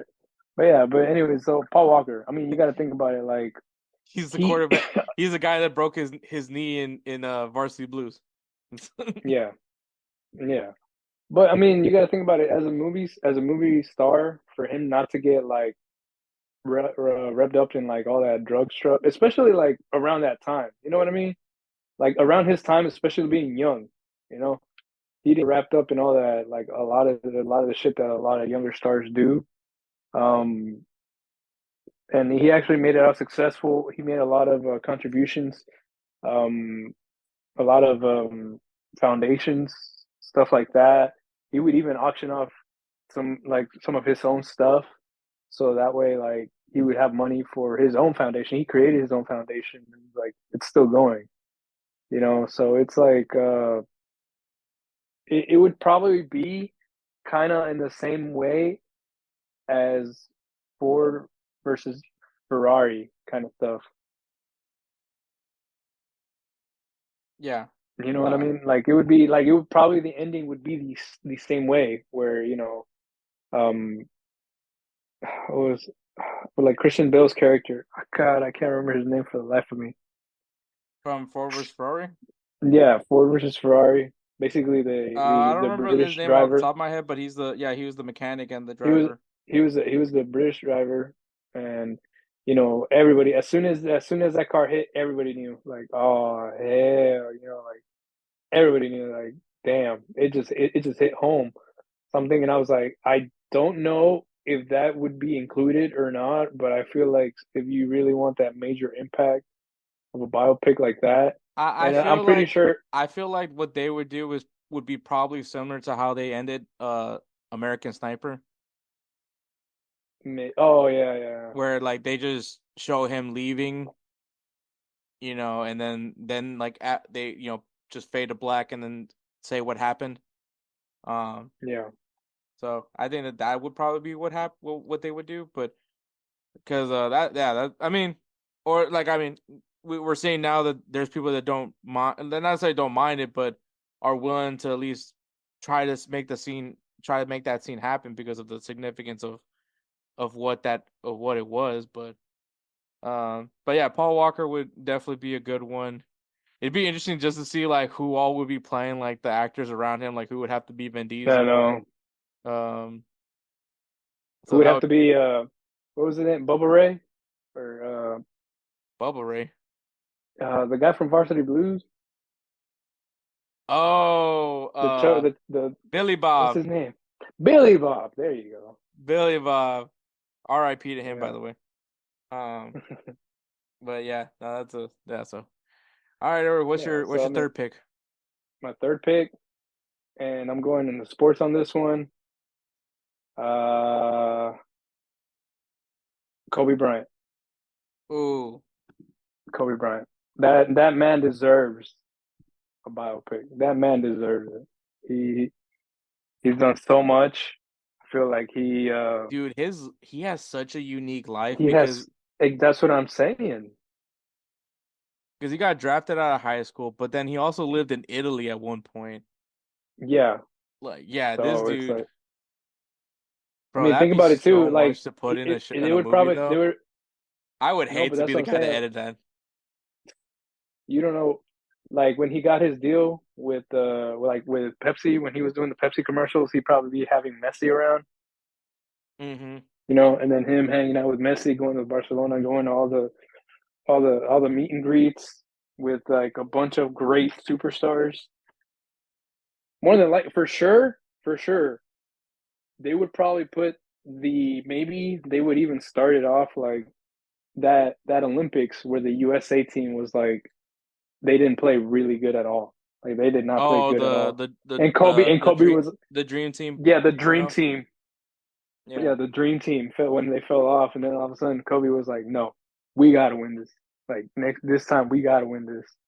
And then they could start off with that, and then all of a sudden go into his life and I would love move on. where he says job not done when he won the NBA finals. Mm-hmm. Yeah. So I mean, there's a lot of I think there would be a lot of scenes where they would get a lot of his trademarks and stuff like that, and add him on there. I'll be honest, I think a lot of time skips. Yeah, this would have to have like a lot of time skips on it. Yeah, for sure. But definitely hit like the high points of his career. Yes, exactly. Yeah, definitely. I think they would have to like at least find some way to show of his love for his kids as well, how he was involved in their lives as well. I think that would be something important as well. Mm-hmm. But man, that's good. This is a tough draft, man. Oh man. Okay. All right. So what's your? So this is the third one. This is your third, right? Yeah. I am going with. Oh man, this is where things get a lot harder. But I think I think because like another movie that I really liked was The Founder, which was the movie about the guy that ended up creating McDonald's. Well, stole McDonald's, but built the foundation of what is McDonald's now. Right. I would kind of want something similar to that, but with Walmart. Okay. So something as like how this all like this idea started into where it is. I think they do have that. I just don't remember. Is there a movie? I think so. Is it really? Because I think that's the case. I might have to veto this. A Walmart movie. Yeah, I'm looking it up right now. Hold on. Walmart movie. Or like Walmart biopic. It just gives me, hey, here's the movies you can buy at Walmart. Nah, I mean, maybe I'm mistaken. It looks like a documentary. Okay, so then it might not be. Then it's a documentary. Don't worry. Okay. It could still be in there. All right. Yeah. So, Walmart. I'd have to guess. I have to make a special. I'd be like, I have to make a guest appearance because I was a card pusher. That was the day you didn't show up to work. Yeah, I didn't. Fuck, screw that job. No, but in all honesty, like the people there were pretty cool. But it's just, dude, like, the pay was not good. I don't even know what. To be honest, I don't even know what the pay is now.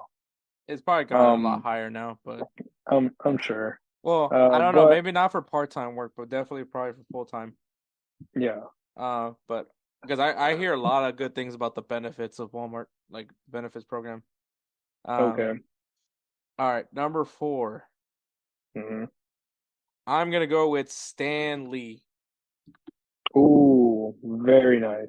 Very, I think very that nice. would be a really good, interesting story just to see, like, was there any ridicule with him?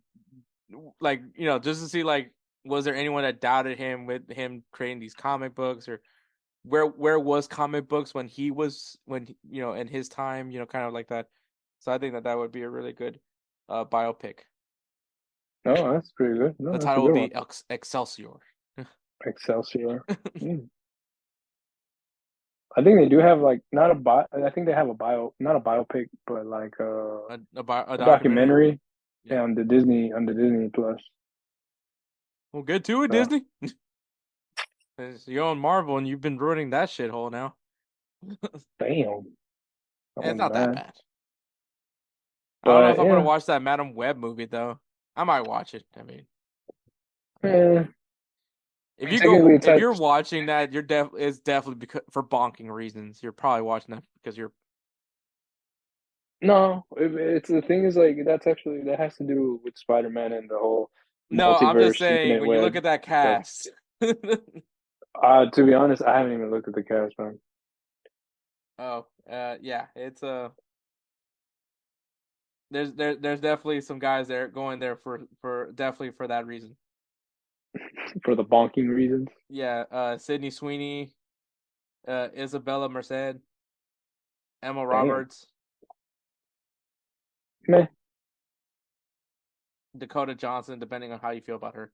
Anyways, but all right, Aaron, your picks. All right, so my pick. All right, so this is my number 4, right? Yep. All right, it's getting tougher to choose. Um, you know what? I just thought about it now.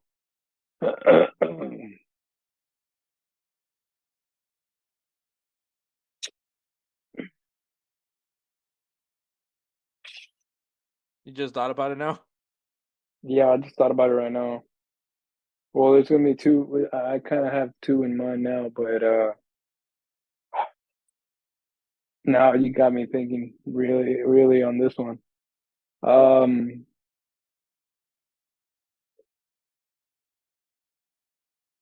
so biopic number 4.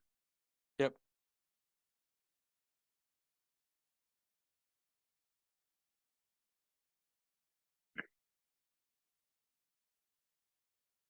I've just noticed like all my people are dead, except Well, I'm except about to except for pick. one more. Well, I mean. Just realized all my guys are dead.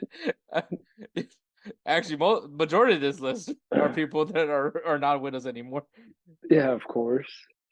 All right. So I got a good one. Number 4. And this man is very much alive and he's still whooping ass. Jose Altuve. Biopic from him from like his childhood, all the way to basically winning the World I Series. feel And like we would want to watch this movie, but I think that there's a lot of people out there that are uh, not. I'm just saying, I mean, Jose Altuve, I mean, he's a hardcore. He has I feel like he his story is pretty amazing though. I do Yeah, love it his is. stories. I mean, you got to think about it. He's a really short dude. They were basically saying no because of his height. So I mean, it's very it's inspirational. Like if you're looking for something like that, it's very inspirational. I feel like it would be like that movie. You know what? It would be very much like the Jackie Robinson movie, 42. Just not with the whole, I don't want to say words, but not with the whole, segregation stuff like that going on. It's Just for just people accusing him of cheating. yeah, cheating and like I said, his height and basically how hard he had to actually get to work to where he's at now. Hmm. But yeah, Jose Altuve. I mean, I know you would watch that. I would definitely watch it. Matter of fact, over here is my Jose Altuve pop. I have mine in the box. Yeah, I don't do that. I don't do that NRFB thing. NRFB. All right. So what's your fifth pick? My fifth pick, and I think this one actually a lot of people would probably be interested in. My fifth pick would be Jeff Bezos. Basically, the creator of Amazon. Penis rocket. and then also the fact that he started from his garage, selling nothing but books, used and new, and then now all of a sudden you can literally buy car parts here, like on Amazon. Like you can buy car parts, you can buy food, you can buy there's so much crap you can buy in there, and it's scary sometimes. Like I mean, just as the thing, because somebody actually told me you can buy sex toys through there. Okay, I was like, what? I didn't need to know that. No, that's what I'm saying. But it's like you can buy literally everything. You can buy motor oil. You can buy cooking supplies. You can buy food, like you said. Technically, you can buy dog it's food, not. Everything. It's not that. But I did buy a grinder for my weed. Dude. Oh, you bought it? You bought it on Amazon? Yeah, I did buy it on Amazon. I could see it. I could see that. I'm telling you, dude, they have everything. If certain people are listening to this, I do not smoke weed. Oh my god! I just realized like some of the Academy players are probably listening to this. Maybe. Oh no, he doesn't drink. He doesn't smoke weed. No, I think some people. I think some of the guys kind of like it's safe to assume. One of the guys asked. One of the guys was listening to they wasn't listening. Had a Sublime shirt, on and I remember I made the corny, hey, name 3 songs, and he said, oh, I didn't realize this was a band, so that hurt me. But so he was like, you know what, I'm gonna give it a listen, and I was like, I kind of don't want you to, and he's like, why? I was like, I think you're gonna have a really good way to guess what I was in high school. So. And he's like, I'm sure it's not that bad. And then he was like, okay, I see what you mean. And it was only in high school. So yeah, and he never touched stuff again. He was obviously I joined the Marines. Good boy. Yeah. That stops you. Yeah. But okay. But Jeff Bezos, yeah, that would be a really cool story. And it's kind of like it's an underdog story, and I know for a fact once he started that, it's pretty honestly sure like it's like a rags to riches.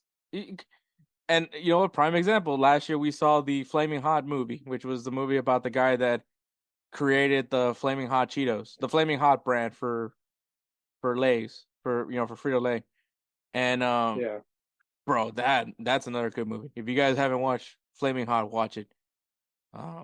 It's also Eva Longoria's like directorial debut. Oh, nice. So she did a really good job.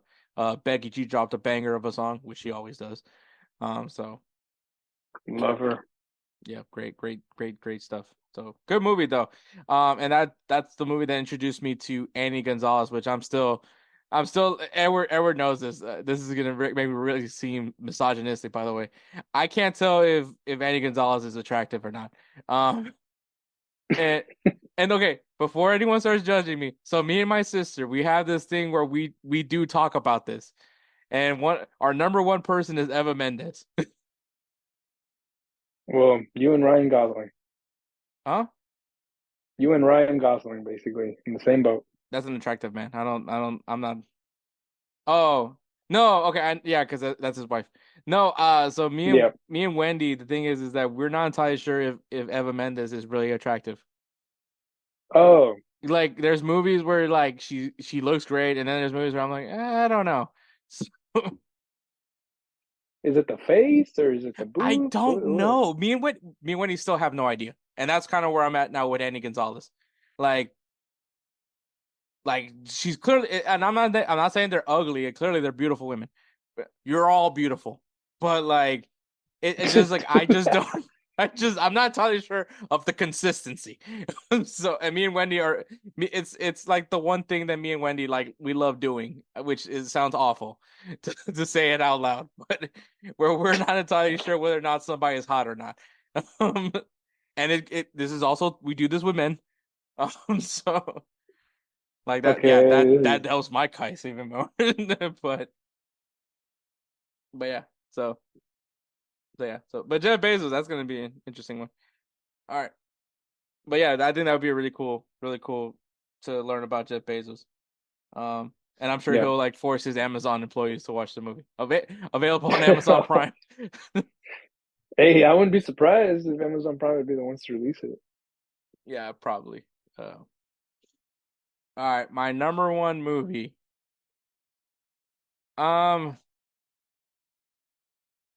Wait, Okay, it has been done. It technically has been done. Okay, okay. Tell me if you want to veto it or not. Probably you should veto it. I might veto it as well. Muhammad Ali. Mm, It's already been done, so I probably should veto it. Not taking a jab, unintended. Not taking any jabs at Will Smith's like movie, but like I don't know. I just feel like it could have been done better. No, I'll veto it. I'll pick something else. Dang, this is where.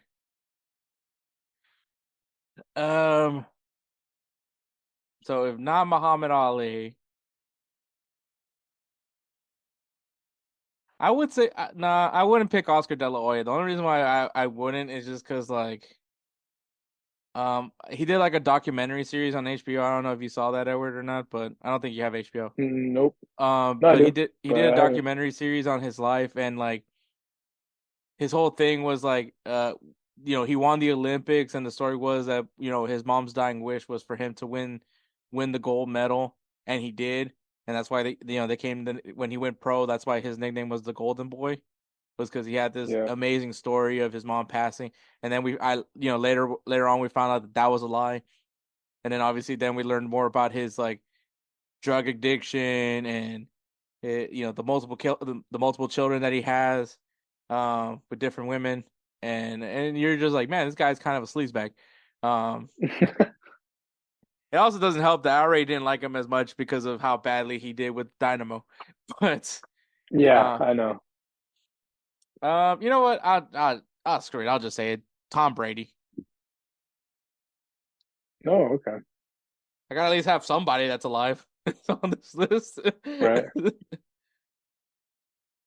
I mean, Walmart doesn't count because it's an inanimate object. It's a store. Oh, So. But I honestly don't. I feel like Superstore portrays a pretty good job of. It's a great Walmart. parody of what working at a retail store in general. Oh, like yeah. It's definitely clearly Walmart, but it is like anyone that has ever worked in any of those Cloud9, those retail stores. Like if you worked at a Target, this is where I'm gonna date myself, but Kmart. I forgot, dude. I forgot all about Kmart. I'm gonna date myself on this one, but Kmart. But what was the other? What about? Oh, dude. What was that? Auchan. Auchan, I don't think was like necessarily like a Walmart, but I think it was. I think it was because technically Auchan's it had everything. You had bikes. You had cooking appliances. You got you could do your back to school shopping there. You can go get tortillas. You can go do your income tax. You get a loan. That was that was about right. You just have to go upstairs. Yeah, Auchan was unique. It was very unique. It's crazy to think that there's like still some there's Auchans in France. So well, yeah, I mean, I think it originated overseas. Yeah, it's crazy. Every time I drive by where the Auchan used to be, the off of Beltway 8, Mm-hmm. It, It's a food town now. it, yeah, it is. It's just crazy to think, and it's like right across from a Walmart. So fuck you, Walmart. But well, yeah, well, no, yeah. I am gonna say that, but yeah. So there's our five-a-side draft. Edward has Elon Musk, Paul Walker, Kobe Bryant, Jose Altuve, and Jeff Bezos. Me, I have Eddie Guerrero, Dale Earnhardt, Walmart, Stan Lee, and Tom Brady. That's gonna be an interesting graphic. Just, The Walmart's gonna take the whole freaking picture. just Walmart. Or you know what? You know what you should do? Put Put all them your in the guys standing. Walmart. No, I was about to say, put them outside, standing outside the Walmart, like in front of the Walmart. Look like day laborers. Yeah. I'll make it a Lowe's. Oh god. Or just them dressed up as they normally do. Tom Brady with the football pads and the helmet, and everybody else, just doing their own thing. But Eddie Guerrero doesn't wear clothes. You could put him with the Latino "I'm Your Papi" shirt, Latino Heat. Dude, the one shirt I always wanted from WWE to this day, I'm pretty sure I'll never ever get it. I'll probably have to look up the graphic and make it myself or something. Is that Latino Heat, but the one where he has the Scarface look to it. Like he had the Scarface, like the poster. It was I remember that. Black and white with the red letters. That shit was tough. Yeah, I remember. Yeah. Mm-hmm. Yeah, what a time. Eddie Guerrero, R.I.P. man. But you might win this draft with just Eddie Guerrero alone. Yeah, I'm like so happy that you didn't pick him. And the thing is, I was thinking about like WWE because WWE does a lot of documentaries, but I was like biopic. I was like, I mean, technically, not really, but like, because when, what was it, Vice, when they did their Chris Benoit documentary. Oh yeah, they did talk about Eddie. Oh my god, dude! Not a dry eye was in that room that day. And it's just me and Robo, but like still, but man, dude, I would say, and this is just me, but I wouldn't be against a Chris Benoit biopic. Yeah, I understand what he did was like completely and utterly awful. It's inexcusable. Once again, if you guys want to know what Chris Benoit did, just Google Chris Benoit. You'll figure it out. But to the point where you can't even say his name in WWE. He can never be put in the Hall of Fame. Yeah, can never be put in the Hall of Fame. Good, like you can't find anything specifically of Chris Benoit. Like it is cleared out of everything in WWE. Though me and Edward, I remember, shout out to Nicolette because she let me use her WWE account. So me and Edward got to rewatch WrestleMania 20 where Eddie Guerrero and Chris Benoit both won the championships. It was the world heavyweight and world heavyweight. That's why I said like you cannot tell Eddie Guerrero's story without Chris Benoit because of that iconic that moment right there. That was iconic. Where Eddie Guerrero and Chris Benoit are both holding their titles in the ring, like, yeah, like there's no way you can't tell you can't tell Eddie Guerrero's story without Chris Benoit, especially because they were grinding it together. Like they were both in did New Japan Wrestling. I think they were also in Ring of Honor. Like both of their stories are intertwined with each other. So it's really difficult to not do an Eddie Guerrero movie without Chris Benoit. Excuse me. Yeah, it's just really tragic of how it ended. And honestly, I mean, though, to be frank, we have a TV series. Well, I guess a Netflix series of Jeffrey Dahmer. So I mean, clearly, like people don't mind going there. I still say that we're gonna see a John Wayne Gacy. Yeah, but the thing is, let me put it this way: the thing is, Chris Benoit is known more for his wrestling and for like his flying headbutt and his crossface, the crippler crossface, and the sharpshooter. But the one thing that defined him basically at the end was the fact that what he did. That that's how he's remembered. They didn't do the whole standing ovation thing. They basically had to cut all ties, which. I could see why they had to do that. No, yeah, I get what you mean. I'm just saying. And I mean, but the best thing is like he's known for that, for the wrestling. So for them to make a documentary or even a biopic of Chris Benoit, it'd be very difficult because I don't think a lot of people would be open yet. Because John you Wayne can't. Gacy, Jeffrey Dahmer, they're known for Well, that. They're not because known for like, oh, they used to be a philanthropist, but later on in life they decided to become, killers. obviously when you talk about guys like John Wayne Gacy and Jeffrey Dahmer and even Ted Bundy, like you have to cover what they did, which they're known for, which is pretty much. That's why. But you can't tell Chris Benoit's story, unfortunately, without how it ended. Yeah. Like you have, like maybe that's the one where you do the blackouts, the fade into black like they did in American Sniper, where you just say, "This is what happened." We don't need it. We don't need to see what happens there, because he was a mess after Eddie Guerrero died. Yeah, he was. But yeah, no, that's a. Yeah, you think of any honorable mentions now that we're done with the draft? Um,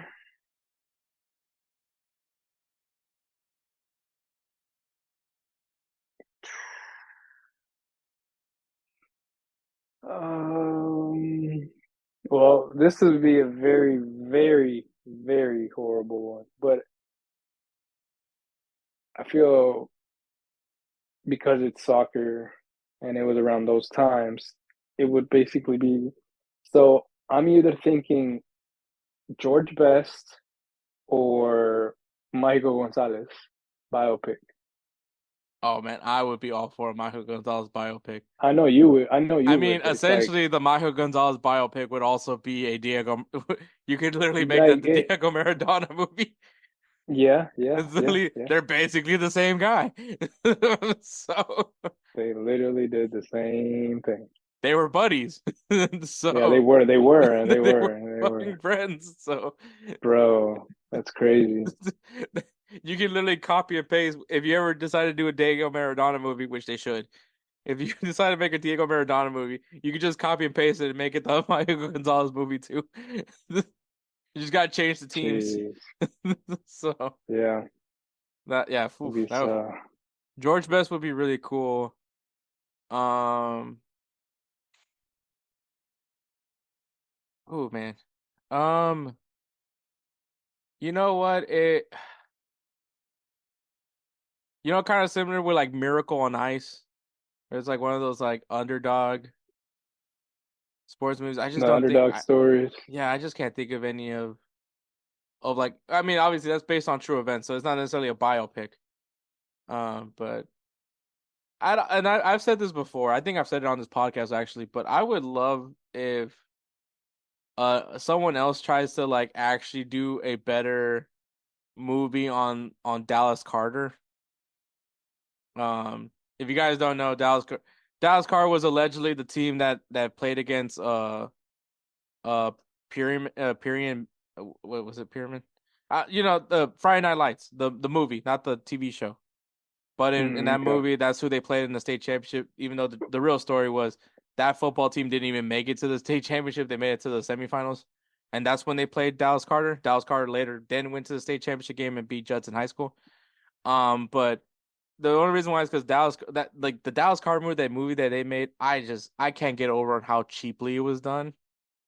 And it's like really, to me, the story needs to be done right.